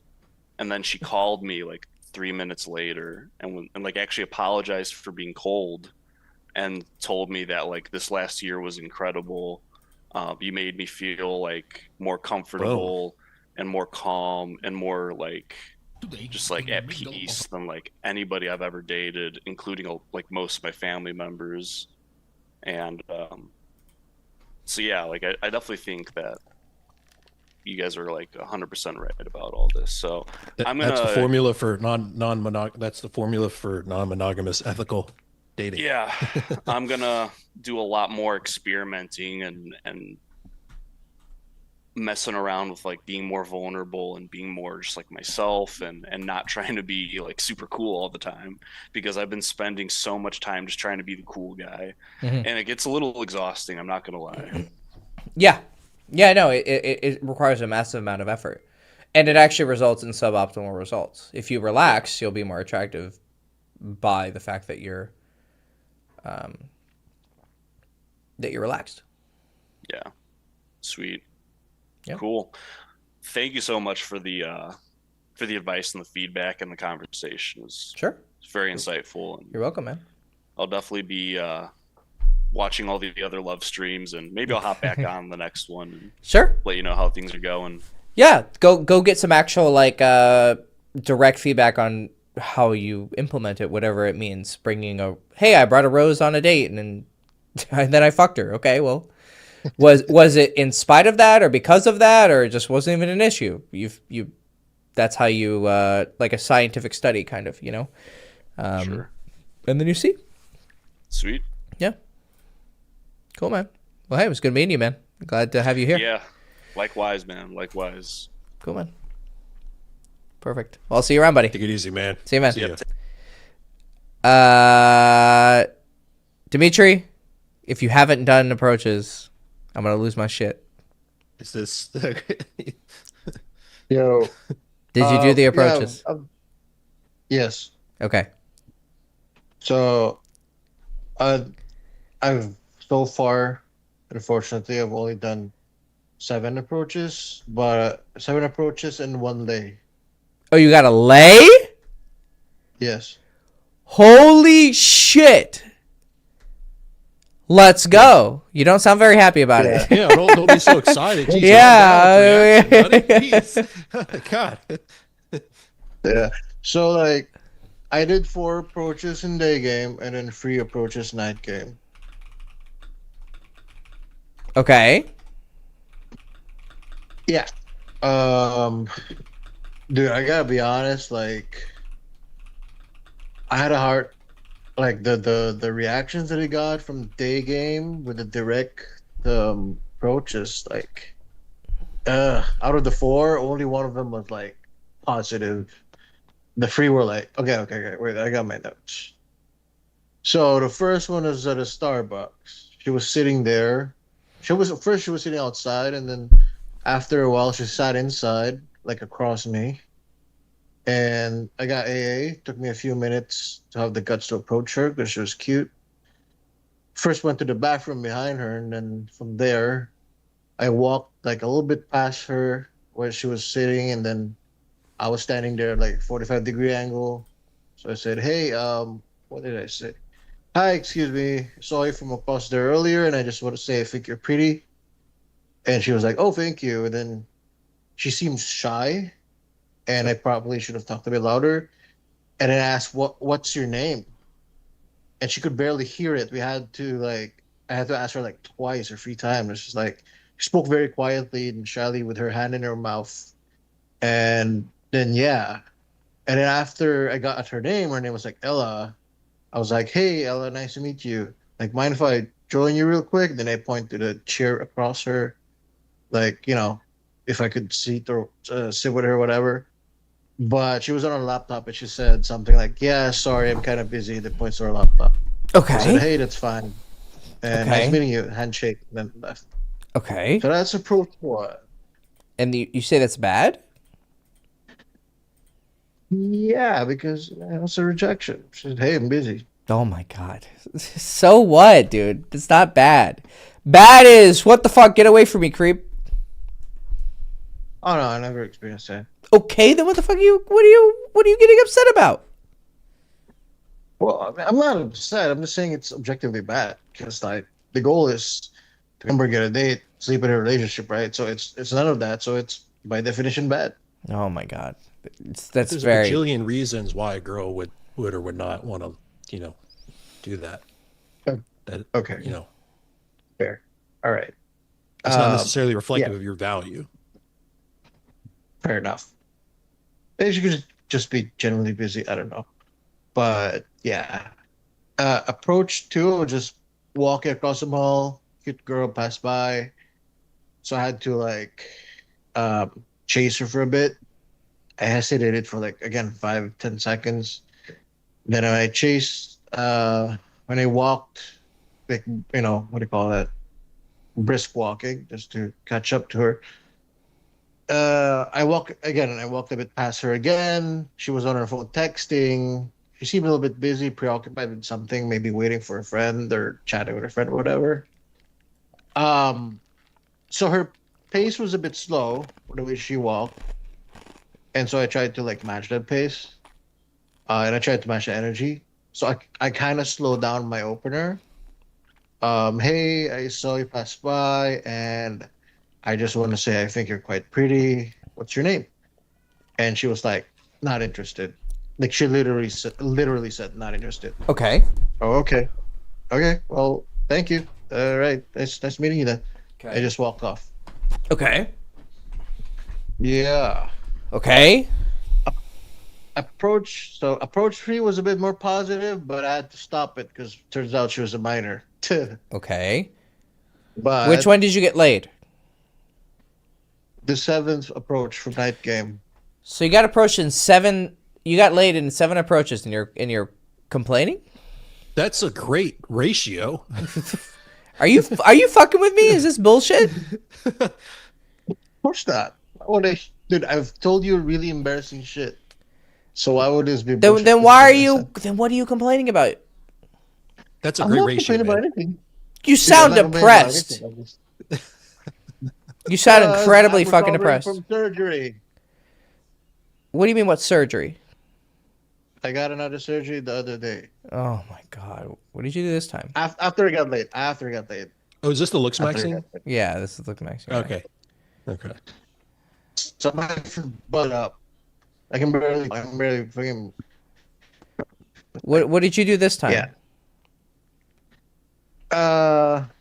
So the buccal fat removal, where they Okay. take off some of the fat in your cheeks, and then they also took some fat from my chin to put it on my under eyes because I have some hollow liquid in my under eyes. Okay. So everything's a little bit swollen, my neck, my face. So yeah, of course I'm gonna be a bit depressed. How are you affording this? What do you mean? Isn't this expensive? What do you Well, mean? dude, What do I How are we mean? supposed to know that? How are we supposed to know that? Yeah, What the fuck do you mean? What do you mean? If someone says, "How are you affording this?" How is "What do you mean" a response? Sorry, I mean well, I'm not because, dude, look, surgery here is a lot more inexpensive. This way, your coaching is like one procedure here, like a rhinoplasty or something, is probably 1 hour of your coaching Okay. price wise. Okay. But if you have to know, I mean, well, I was earning decent money with my job in finance Mm-hmm. at by local like cost Standards. of living anyway. Okay. Yeah, Yeah, so well, that's why. 1 hour with Hector is going to pay massive more dividends in a nose correction. Yeah, dude. You think so? Because like I've been thinking about that. It's Yes. like because Dude, you're fucking for the money that cut. he, You're having yourself cut. Like, I understand, like a Botox injection. Okay, like whatever, you know. But like fucking like cutting into your face and fixing things and sucking it here and putting it here. It's like Jesus fucking Christ, man. yeah, but I did the research and it's fairly safe, dude. It's like Okay, 99% you know what? success rate. I'm gonna be honest. I don't want to talk about this anymore. We're done talking Okay, about the black pill thing. Just talk about the approaching. fair enough. Fair enough. Okay. All right. So yeah, seventh approach. Yeah, so decent ratio. Yeah. Yeah, dude. Because I was okay. First three approaches that was night game. Sorry, fourth to seventh approach that was night game. Sorry, Okay. fifth, five, six, seven. The seventh approach actually ended up because I was gonna go solo. This whole time I was gonna go solo in that game. Seventh approach, I was walking. Some American dude started talking to me. He said, "Hey, let's go find some girls." I'm like, "Okay, sure, whatever." So he approached two girls. He approached one girl, approached another girl, and then we just invited them to a bar, and we started drinking. And then, next thing you know, I was like, he was doing a lot of the talking, but like the girl that I was with ended up doing like 80% of the talking with me. And like while we were talking, next thing you know, I'm just putting my arm over her shoulder. Next thing you know, going down her waist. And next thing you know, uh, kissing her on the cheek. And the next thing you know, we're making out. And the next thing you know, we check in on a fucking motel, and then that's it. We spent the whole night, and then the morning afterwards until afternoon. Mm-hmm. She did open up a lot. Um, sh I'll be honest. She's in a relationship, but very bad relationship. They're not in good terms. They're fighting or whatever. She actually, You figured this out after? I figured this out in the middle while we were at the bar. Tisk tisk tisk. Tisk tisk tisk. I'm sorry, dude. Nope. The I don't. horny. I don't want to hear anything more about it. Next approach. Yeah. Okay. But yeah, that's it. Okay. You owe me 13 more approaches, All right. and I don't want to Okay. hear anything about the. And don't talk to me when you're healed. These procedures, man, it's so unhealthy. Okay. Yeah, but wait. So sorry. The first approach isn't bad. Was it bad I to the you Starbucks you one? don't even have enough. If you're having trouble being heard or hearing her, look, you're new to the cold approach thing. So by default, I'm pretty much going to give you a mulligan on the first 100 approaches. I won't even I'm not even going to worry about the first 100 approaches. Obviously, are there bad things you work on? Sure. You're probably not speaking loud enough. You're probably not speaking clear enough. Um, if you could record them, that would be really helpful. Yeah, Like, I bought this recording thingy okay. online. Yeah.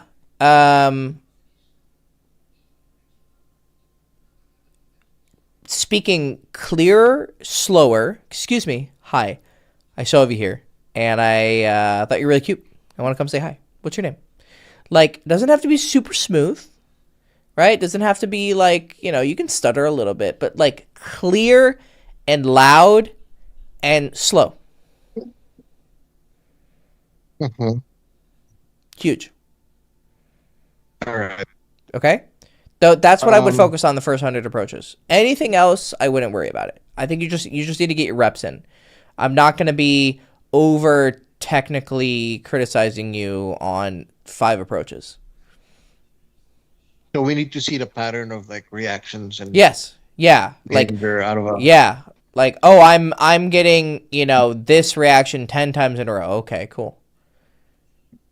Like 100 girls and no numbers. Okay, let me see what's going on.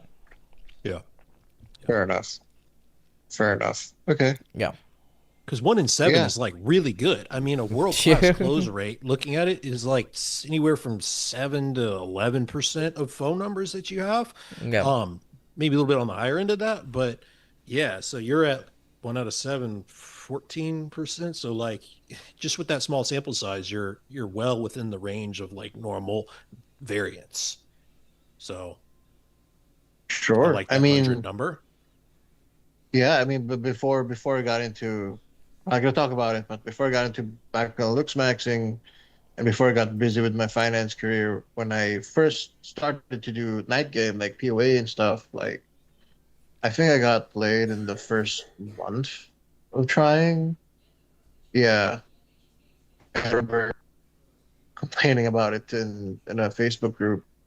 Next of a Man by Joe the Card, if I remember correctly. Like I got played off like after 1 or 2 months, and then he was like, "Dude, you got laid after 1 month of work. I bet there's a bunch of dudes who are like cheating with Emmy right now." And I'm like, "Oh, okay, that's a long time ago." But yeah, I guess I'm just kind of lazy too. So I just need to put that in like what Hector said. Icky. Yeah. Just more. That's why I told you, Yeah. like, keep going. And you got laid. Awesome. I mean, not great she had a boyfriend, but like clearly you're doing something right. Keep going.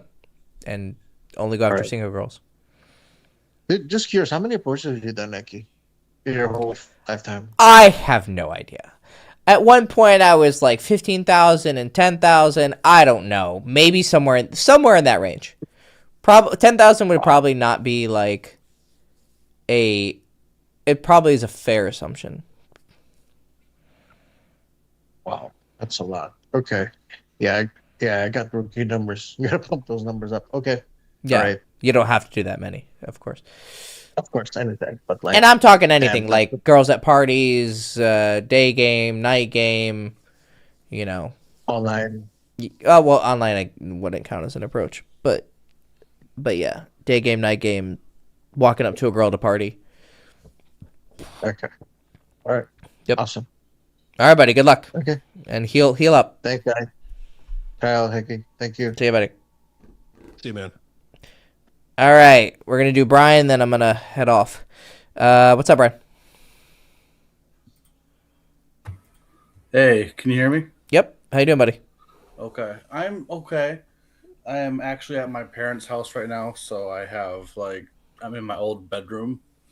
So I'm gonna keep my volume a little lower because or else I don't want my parents hearing what I'm talking about as much. Okay. So Sure. not the best circumstance to be in, but I'm here. Mm-hmm. Um so I don't have anything specifically that I think that um I've been running into issues with. But I mean, there's always issues to run into, I guess. But Sure. so, well, actually, no, wait, hold on. Let me ask you this. So, the college I go to is like a community college, Mm-hmm. and there is a commons area where like there's a cafeteria. Well, it used to be a cafeteria, but it's like the commons area where people kind of hang out or whatever. Sometimes there's people around, sometimes there's not. So me and one of my classmates, who is actually a chick, but she's taken and not someone I'm terribly attracted to.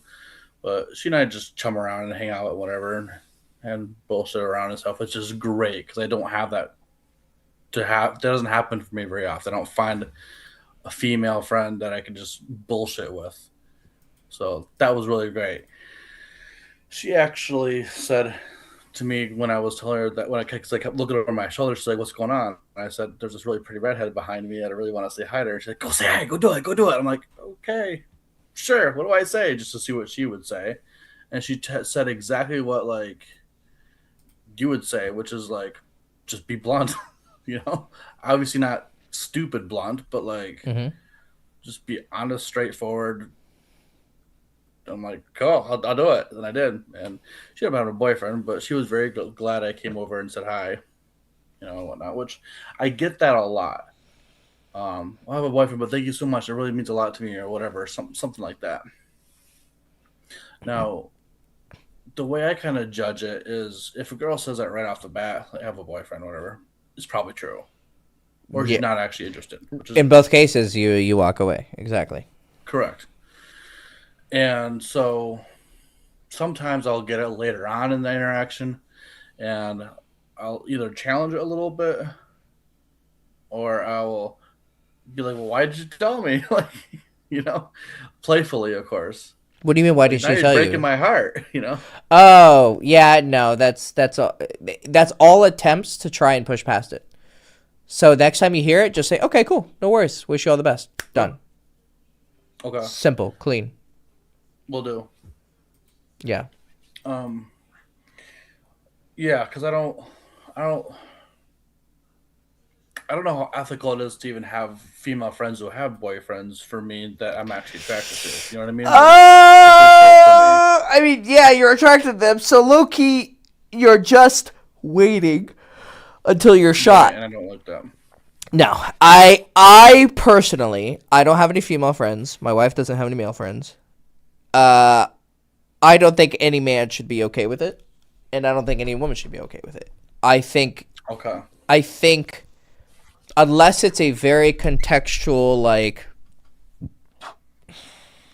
a work relationship. yeah, like you're on the same team, so obviously you're friendly. But if you're going for like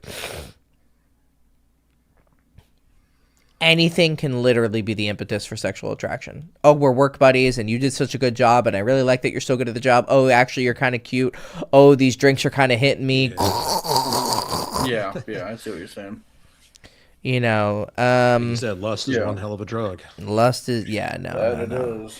No, I don't think you should be having female. I think there's guys out there who are like, they take they're actually really good with girls and they have a lot of girlfriends. But if you ask them how many of the friends who are girls they've slept with or done something with, guarantee you it's a really high percentage. Yeah. So, of course they'll be like, oh, well, but no, it's you know what you're doing. Yeah. So that's kind of where I am trying to draw the line with it, because I'm used to being that orbiter as like a younger adult in my early 20s. No, you shouldn't be in And orbit at all. That's not something I want to do at all. No. And I want to be able to break that habit, and it's just, it's not fun. No. Because, so if I meet somebody and they happen to be single, I get their number, great, and they don't respond to me, I'm like, okay, I don't know what that was about. But, sometimes they just do it just to be nice to me, I feel like, which I get. The whole, you're Sometimes, so nice, yes. you're so Yeah. sweet. Sometimes whatever, girls but- do give numbers to just not be rude. Yeah. Okay. So there was I haven't bumped into any girls that I've approached that have been single lately that I remember. There were a couple that probably a few weeks or so ago, somewhere around my spring break, there were a couple gals that I ended up getting the numbers of, but they weren't replying to me, so I'm like, okay, never mind. But I have been out there doing some approaches. I have been fairly busy with other things though too, like developing hobbies, like you suggested as well. So I don't come off as just this is the only thing I do. Yeah. So,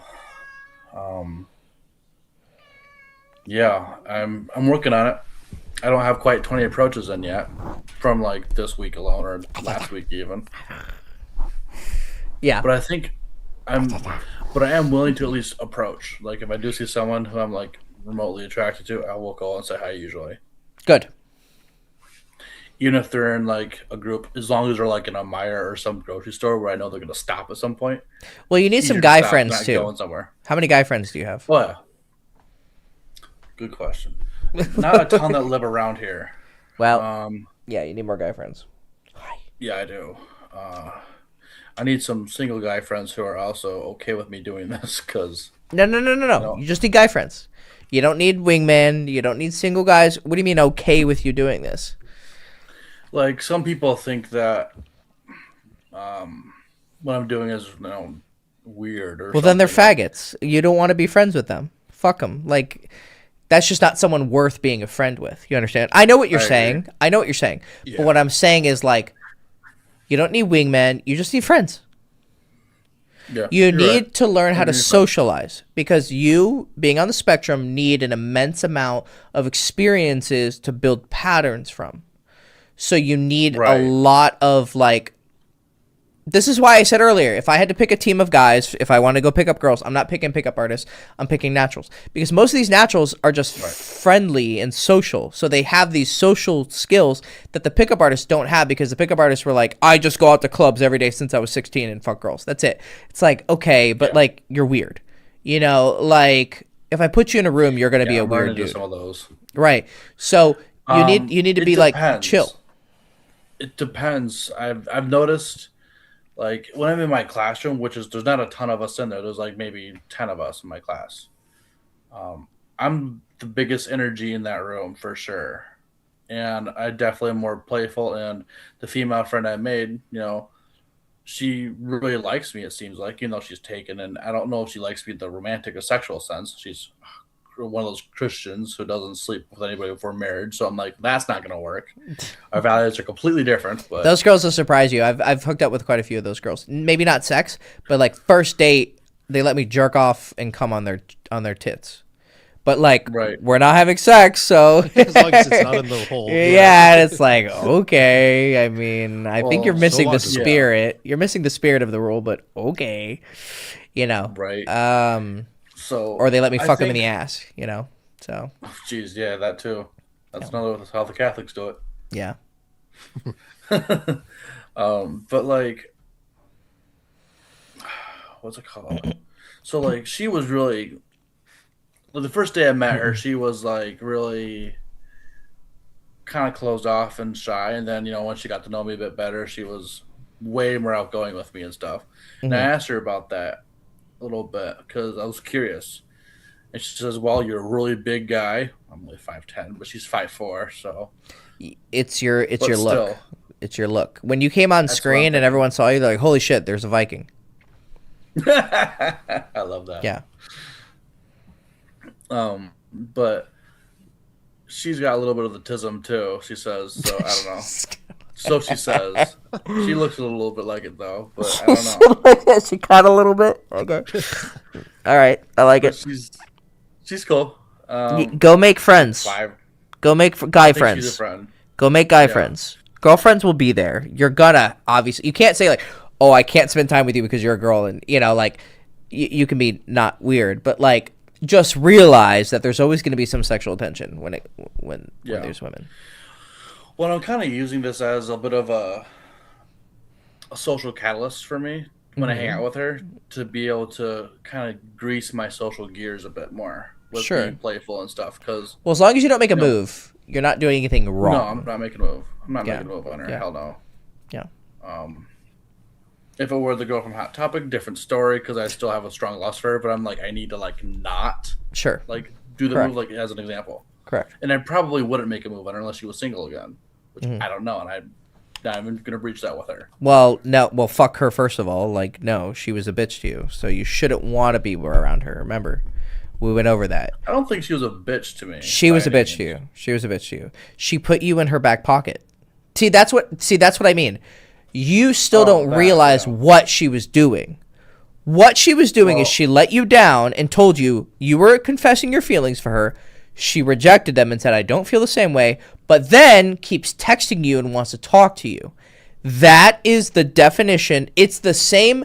It's the mirror of a guy fucking a girl, and the girl wants a relationship. He says, "No, I don't want it." And she goes, "Okay, well, then I'm gonna, I want to find something serious." But then he keeps her around and keeps fucking her, even though she's clearly in love with him. yeah. You understand? It's just the same. She's yeah. she's getting emotional sex from you, and so you should see that as disrespectful.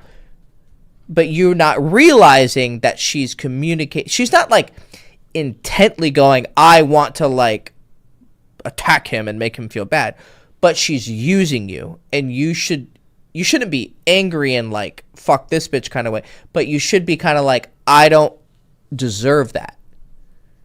I'm better than that. I deserve to be number one. And if you're Right, gonna like and she put wasn't me in gonna your be back number one with me, pocket, though, either. So go ahead. she wasn't gonna be number one with me either, though. So it's like. But you were this was- confessing your feelings for her. I was confessing my. How do I say this? I didn't have romantic feelings for her. I wanted to. The way, okay, what you don't understand then, Brian, the way you were texting her was basically you wanted her as your girlfriend.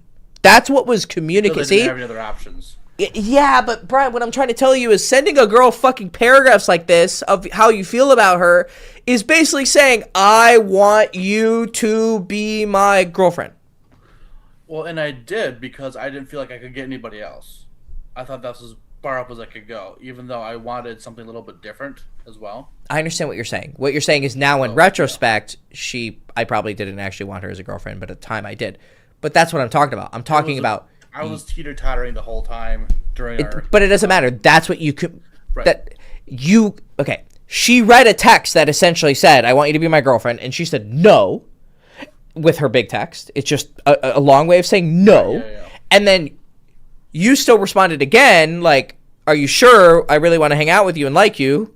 She said no again. And then you're like, okay. And then she started texting you again. I initiated reconnection with her 4 months after we stopped talking. That was Right, but she's reciprocating while she has a boyfriend. correct. Right? Okay, okay. This is a phenomenon with girls. Girls will, like, let's say a guy has a girlfriend, and then guys are text her and she responds, and the guy says, "Why do you talk to her?" Or talk to him, and she says, "Well, I don't want to be mean." Yeah, What she really means, what she's saying is, I want to keep this guy. I don't want them to be angry at me and lose them as, like, maybe they're not thinking like I want them as an option. That's pretty psychopathic, but like they don't want to be unliked, which is about their pride.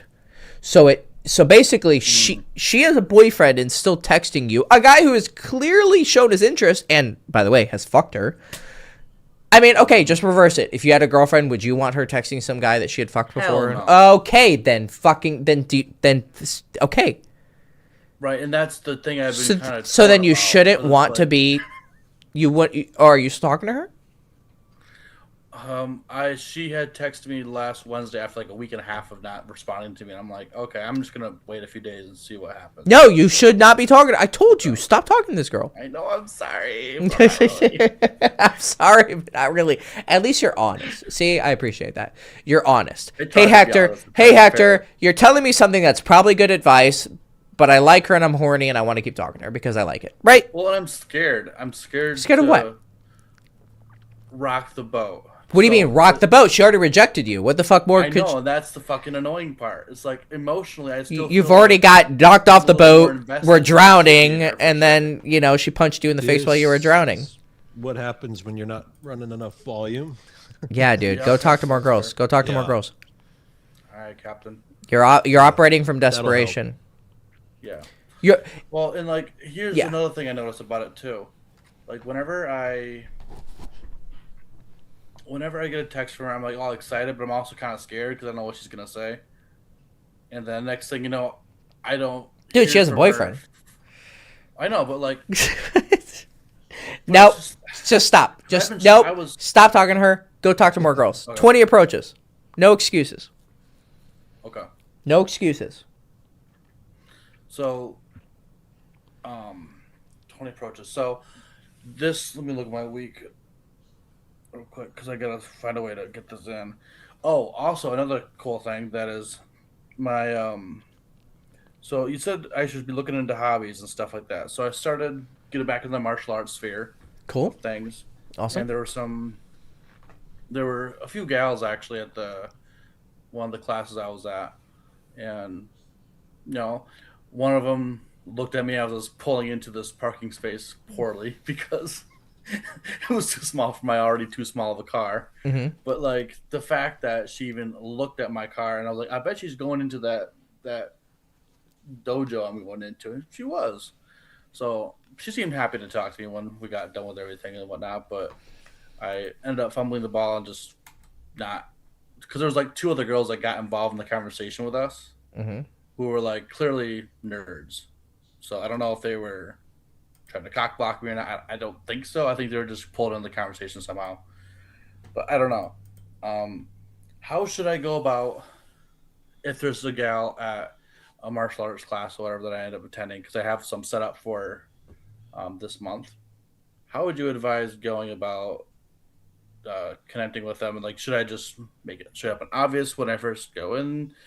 Not, I mean, that's extreme, but like on the first day that I meet them in case I don't come back, or do I just not game there at all? What would you advise? What are you asking me? Are you asking about the girl or the friends or the guys? Oh, well, I didn't go back to that particular dojo because I didn't really feel like they were going to teach me what I wanted to learn. So I should have grabbed that gal's number. I ended up not doing that because it just didn't happen. It's just I fumbled the ball. That's what happened. Mm-hmm. But Well, you didn't this know you other weren't place going I'm to going go. to. You didn't know you were going to go back there at the time, though, right? Like you. Correct. Okay. And Okay. she doesn't feel like doing jiu-jitsu, and I'm like, I don't blame her. So, which was the next class I was going to attend there because I had a trial class that I was taking. So I couldn't do the Muay Thai kickboxing class a second time. I could only do that one time. Then the other trial class I could do was a jiu-jitsu class. Well, she's not going to jiu-jitsu. I don't think many girls are going to jiu-jitsu either. That's more like grappling, pretty much. And she said she wasn't going there. I'm like, all right, well, this probably says enough, I figure. But the next series of classes I'm going to are Krav Maga classes, which are like advertised as self-defense a lot of times, and a lot of girls will go to those classes, because they're scared of guys Yeah, hurting that's them, what I guess. I do. I train Krav Maga. That's what this is. No shit. Yeah, it's funny you're saying this. I actually just I trained today. There's a Saturday morning class, and there was a hot girl there. So Nice. I'm like, it's deja vu when you're describing this story. But That's yeah, hilarious. those are two like different scenarios, right? Like obviously, if you find out that you're not going to be there, then yeah, go ahead and do the burn it all down strategy, and just go ahead and express the intent, get the number. But like in these settings where you are going to come back more regularly, it's got to be more like social circle game as far as playing it a little bit Okay. slower because you're Right. going to see her regularly. You know what I mean? Like the whole point of like moving fast is because it's a stranger, right? You're not going to see them again. So you really have to capitalize because there's not much momentum or investment built up. Right. So that's why you move fast in like cold approach scenarios and whatnot. But, Hector, you know his situation more than I do. I don't know if he's had experience with. Well, social I think we're. Are you asking about girls or guys? Because I think that your biggest problem is you need more. So, I think you should have cold approach, day game as you're approaching girls. Social situations should be social. If there's a girl involved, what you're focusing too much is how do I angle to ask her out. I want you to just be social, and then you get in a conversation with her, and then you're like, hey, why not? I'll ask her out. But I think you should make a clear separation. Yes, So socializing, going to dojos, hobbies, you're just saying, how do I use my hobbies to get laid? No, Brian, I'm telling you to go have Well, that's not hobbies. what I'm- But not that's my what's goal is. right. But that's the way you're asking the questions comes off that way. See? Well, because that's my thought process while I'm thinking about how I'm going to ask it and translate it over to this conversation. Sure. Does that make sense? Yes. Because I am going to do the Krav classes because I want to do more combative stuff, Krav Right. Maga, things like Right. that. That is strictly a me thing I understand. because I've done. But your karate entire past conversation, the stuff. way you said it, was literally, how can I angle this to get laid? And you have to be aware that you're coming off that way. And the only way you're going to do that is by continuously getting in more conversations and learning how the art of communication works and how things are implied in context, right? Okay. Yeah.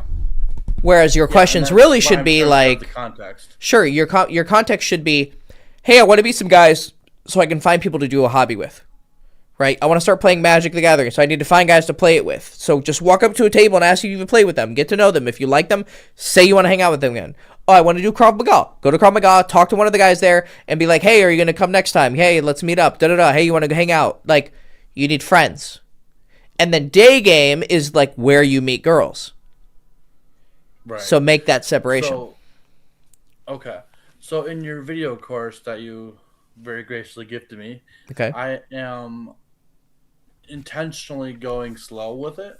Okay. So I don't like absorb all the information and be like overwhelmed. Okay. Paralysis stuff, which is something that happens to me quite a lot. Yeah. So I'm on, I think module 3 right now, Okay. and going to module 4. Okay. And I've been working on trying to remember to apply what I learned in module 2, which was, the reasons and ways to get over the approach anxiety to help yourself get over that and push through it, which I'm pretty good with. I'll usually just throw myself into the fire and say, oh, fuck it, whatever. We'll see what happens. That's what you should be doing. Okay. So, what was my question? Oh no. I forgot what it was. I don't know either. Too bad you're not psychic. And thank God you're not psychic, actually. Yeah. Brian, real quick, I want to echo and emphasize what, and if you remember, just interrupt me. Okay. But I want to emphasize what I gotta Hector take a said piss. about You go the ahead. making friends part, because there's something about it where it gives you a different level of energy. Because for a while, during my time frame, I was just doing work, the gym, and girls, and I could tell something was missing, and it was coming out in my vibe. So whenever I started making a conscious effort to make friends, though, like male friends, pro friends, which Krav Maga, perfect for that. I love hearing you say that. It's a great activity. You meet some bros there, and it gives you an extra oomph to your vibe. And this is I think my second or third time talking with you. You're a cool dude. You're a cool personal guy. So you're not gonna have any problem making friends. Yeah, and what they say as far as I know exactly where you're coming from when you talk about how they need to be okay with it. I know where you're coming from on that. It's kind of socially unacceptable to be doing pickup and whatnot. But I can tell you the cool guys, they'll be okay with it. They're not gonna give a shit. It's the ones the uptight, the ones you don't even want to be around. They're the ones who are gonna be an ass about it or be uncomfortable. And like Hector said, you don't even want to be around those guys anyways. But when you make the male friendships, it gives you another layer to your vibe, your aura, and your energy. And I distinctly felt that. Okay. Yeah, I agree with that. And that is something that I am hoping I can get out of some of this Krav stuff too, because I have a 2-week for $20 trial that I'm going to do with these guys. There you go. And Yeah, we'll see Hector, what it's about. while you were gone, I was echoing the making friends part. Oh, I could hear you. I got wireless headphones. Oh, gotcha. Okay, yeah. Don't worry. Oh, you didn't hear my pissing though. Hopefully. I heard every drop. Hector. Every yeah, no, you're right. You're right about the yeah, it comes off weird when guys just purely focus on girls. And even I went through that. You just I have to have definitely felt comes that as well. everything is oh, he's just trying to fuck. Oh, he's just trying to fuck. But then if you mix it with he can also socialize too, it puts people at ease. Girls will get this he's calculating vibe. That's the feedback I've seen before that girls will give these guys. Yes. He's very calculating. Literally those words is what they say. Verbatim. Yeah. Okay. And that's something we do not want to have Correct. be in your vibe, right? Correct. Yeah. Correct. You don't want They'll that. get scared about Calculating that. type. Yeah. Right. Okay. I still don't remember what my other question was, but It's okay. actually, I'm going to shift it a little bit. Let's go into the dominance thing a little bit more, if you don't mind. Sure. I do. Let's do 10 more minutes, and then I'm probably tapped that's out. fine. Okay. Perfect. Go ahead. Ask what you want to. okay. Ask what you want to ask. So, what are some ways I could practice that consistently throughout my Okay. day and my life? I want to find friends who are okay with that. You shouldn't care if people are okay with it. That's dominant. I do what I want, and I'm not really caring about your opinions. But you can still find people who like it. You're just not. The fact that you're even overly concerned in the first place shows a lack of dominance, because someone who has dominance has control over their life. I don't care if people don't like it. If they don't like it, I just cut them out of my life. Okay. So change your language. There is something that, yes. So there's something right there that has stuck out to me over the course of my life as well. And that is because I am on the spectrum. I'm usually the one who's in the wrong for a certain social interaction. Yes, and that, correct. You usually are. I don't want to alienate people who I do want to have in my circle. But And that's something my mom has brought up to me a lot, was because she has a cousin in fucking Alaska or somewhere rural that has alienated everybody with her Asperger's autism. Okay. Because she doesn't get it. Right. You know what I mean? But The that's brain's always going to default to safety. It's always going to try to get you to do the safe route, which is not a great way to live. So it's telling you to not Right. rock the boat, not be dominant, because that's the unsafe route. So it's going to be playing to that. Right. But how do I know the difference between knowing if my judgment is reasonably accurate versus I see. Yes, Kyle said more reps, but a good metric is my alienation of people based in a reasonable value. So if let's say I'm like crazy conservative or crazy liberal, and I alienate everyone who isn't to the nth degree of the political spectrum that I am, and if they don't meet my standard, they're gone. Is that a reasonable position to hold? Now, the person on that end of the spectrum believes that they're being moral. Anyone who doesn't support my X philosophy or religion is an immoral, evil Hitler, right? Or a dumb libtard, and, I'm based, and I only have based friends, right? So take any of these extremes. Ask yourself, is this a reasonable position to hold? Now, you could have a strong moral center, but does that mean you have to alienate everyone because of it? That's a second level. One level is I hold these beliefs. Second level is I actively punish anyone who isn't following my rigid beliefs. That's another step. So, for instance, I like to approach girls. Okay, does that mean every guy that I'm friends with has to be a guy who's out approaching girls? Well, no, that would be a hardline stance. But, on the other end, if someone's not okay and actively shames me, like, hey, man, you shouldn't go talk to girls, that's weird. He's actually too far on the other extreme, so he needs to be cut out. So you can be okay with people who have different beliefs than you and not actively fight them, but it doesn't mean you let them pressure you either. So the example of your aunt or your cousin or whatever who has autism and has totally alienated everyone, they have taken the belief that their way of expressing themselves is the best, and anyone who isn't doing that is going to be cut off. I don't care what anyone else feels. I'm going to say what I say. So they just say really reckless, like autistic shit all the time, right? They use autism as a shield. Well, I'm autistic. Yeah, you're still a fucking asshole. Like, autism doesn't make you be an asshole. Autism just makes you miss social cues. But if you're not, but they're intentionally knowing they're missing social cues, and they're using it as an excuse, and they're so callous that they don't care to ever learn it. So you have two problems here. One, sometimes I'm autistic and I do dumb shit. Other times, I don't want that to also make me become a slave to everyone, right? So, and that's what some autistic people do. They're like, I'm tired of masking, I'm going to be myself. What they're just saying is, I don't want to work anymore and have to adapt to people, so I'm just going to do what I want. Well, normal people do that too. There's normal people without autism that are fucking assholes and just do whatever they want, right? And they're not even psychopaths. They just are tired of like having to adapt, and so they're like, fuck it. Here's my best advice. You should try hard to be charismatic and diplomatic with people, but have lines. If someone's like shaming me, is what they're shaming me for actually shameworthy? You need to establish your values. So sit down and establish, what do I believe? Right? Where are my lines? Blah, blah, blah, blah. Right? Right, okay.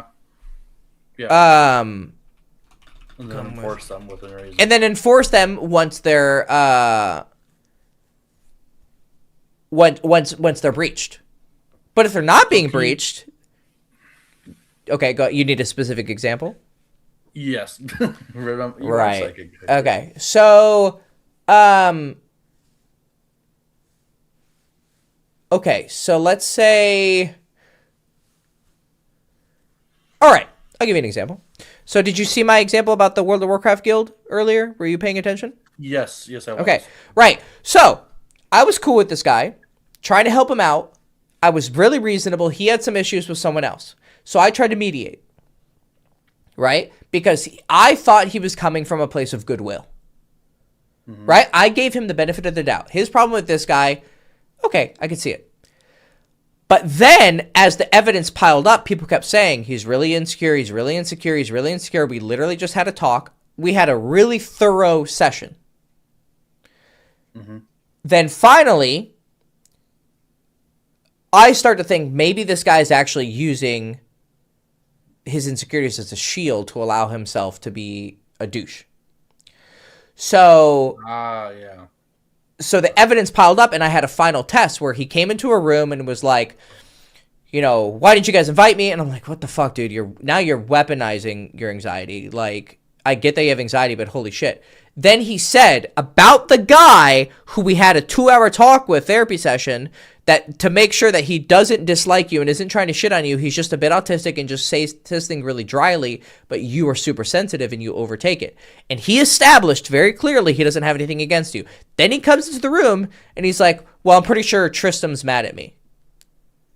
And Tristam is the guy with autism. And it's like, dude, we literally just talked like 2 days ago. All right, now you're letting your anxiety, your insecurities, control your behavior where you're now basically tyrannizing us and constantly making us have to tiptoe around your feelings. And if we don't do what you want, you get insecure and gay.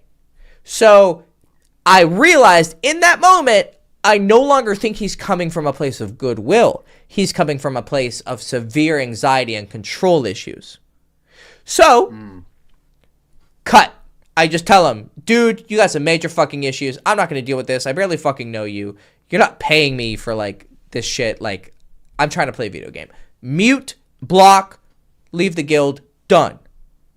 Right. That's dominant. Like, I had a choice and I made it. Boom. Now, people can be dominant but psychopathic. I just do what I want all the time no matter what. It's dominant, but it's, like, too much. It's tyrannical. Right? So, I want friends who are cool with me approaching girls. Well, yeah, that's a reasonable value because anyone who's not okay with you approaching girls is a faggot. I think it's an objective measure of whether you're cool or not. Why would you be against going to talk to girls? Anyone who is actively like that is objectively 100% of the time a piece of shit. Because there's no reason you should be against it. Like, there's no valid reason to be against going and talking to girls. Right. There's only weird reasons. Right, okay. Yeah. So you find your values, establish them, and enforce them. But outside of that, try to be as reasonable as possible. But once you realize people are not coming from a place of goodwill, which is going to take time for you to learn. So this girl you're talking to, for instance, another specific example. You continue talking to this girl. Why? She's demonstrated she's a cunt. First of all, she's talking to a guy she slept with, even though she has a boyfriend. Secondly, she's keeping you in her back pocket, even though you've clearly expressed your feelings. Now, whether you've changed them or not doesn't matter. You expressed to her that you really like her. Right. Why is she still talking to you? And why are you putting up with it? You don't respect yourself, and she doesn't respect you. You should be hardline value and just stop talking. You don't have to like send her a text saying, I've realized that you're a bitch and you've been doing this. No, just stop talking to her. That's it. That's an act of dominance to let go. Because it's because it's you having control over your life. Right. Okay. So essentially come up with values and figure out where the line is between the value and crossing the line for me, and stop talking to her for, unless I bump into her or whatever, but which does happen occasionally. She works at the mall where I go a lot, so. And ignore her. See her and ignore her. And if she texts you, why'd you ignore me? Because just ignore it. You don't owe this girl. See, that's another dominant thing. Do you owe this person an explanation? I feel like I do for closure because I would want the closure as well. That's not, you didn't answer my question. I asked, do you owe them? And you said, well, I want closure. That's not an answer to my question. Owing them a response and wanting closure. There you go. Boom. Done. And you've already gotten your closure. I already gave you the answer. I'm giving you more clear of an answer than she could ever give you because she's never going to be honest about her emotions 100%. Okay. She will never text you, I'm trying to keep you in my back pocket so I can have you as a backup option in case something happens. She's never going to admit that. You fucking kidding me? She probably doesn't even realize it. She probably doesn't even have the self-awareness to even be aware of that. Yeah, I don't know. I don't know if she does. So it doesn't matter. She hasn't demonstrated it. That's the problem. She hasn't demonstrated nearly as much goodwill as you have. And to be honest, you're not really coming from a place of goodwill. You're coming from a place of lust. You just like fucking her. Oh, yeah, 100%. Being around her. Okay. So then don't take it so... Just quit dramatizing it so much. This shouldn't be a big deal. You should be like, oh, this person's kind of like using me as emotional validation. Cut. Done. Like, it's like finishing a meal at McDonald's and you throw it in the garbage. Well, you got to get over that. Yeah. And I'm a prolonged griever, which I don't need to be grieving this. I realize it. No, what are you grieving about? Like it's like it's like you dropped a big. That's what I'm saying. Well, you get over those patterns by practicing the opposite. If I'm a overly dramatic person who takes every loss really seriously, then I have to practice taking losses not so seriously. So I have to practice throwing away things. Okay, got it. That makes sense. Yeah, and as Kyle said, go get more experience. Talk to more girls. That's it. Boom, done. Okay, will do. Good. Thank you, Hector. All right, buddy. You're welcome. Yeah, absolutely, man. Also, I just subscribed to you, Kyle, because you're cool too. There you go. Thank you. I appreciate it. Yeah, Kyle's a good guy. All right, I'll see you guys later. See you, buddy. See you, man. See you, man. All right. Yeah, sorry I didn't coordinate with you. I forgot that you said you were free this weekend. It was last weekend. Oh, no worries. I don't think we even coordinated. I had a pretty busy morning, but I got back in time. It was the same thing as last weekend when I said I was busy. So Gotcha. You were at Krav Maga. That's what you were busy with. yeah, I was training Krav Maga this morning. So All right. Well, what times work better for you? honestly, this time that you did today was 2 p.m., right? 2 p.m. Eastern. You're Eastern, so yeah. Yeah. That honestly works. I just had some other errands I had to do after Krav Maga, so this time's perfect. Okay, cool. Well, I'll confirm with you sometime in the week. If not, text me. I'm very ADD. Like I only announced this last night, so if I forget, just text me. Okay, cool. And then when I see you make an announcement, I'll just make one of my Sure. audience as well on Twitter. Sure. So. All right. Well, let me say goodbye to everyone, and then we can chat for a couple minutes. All right. Bye, everyone. Go fuck yourselves. I love you.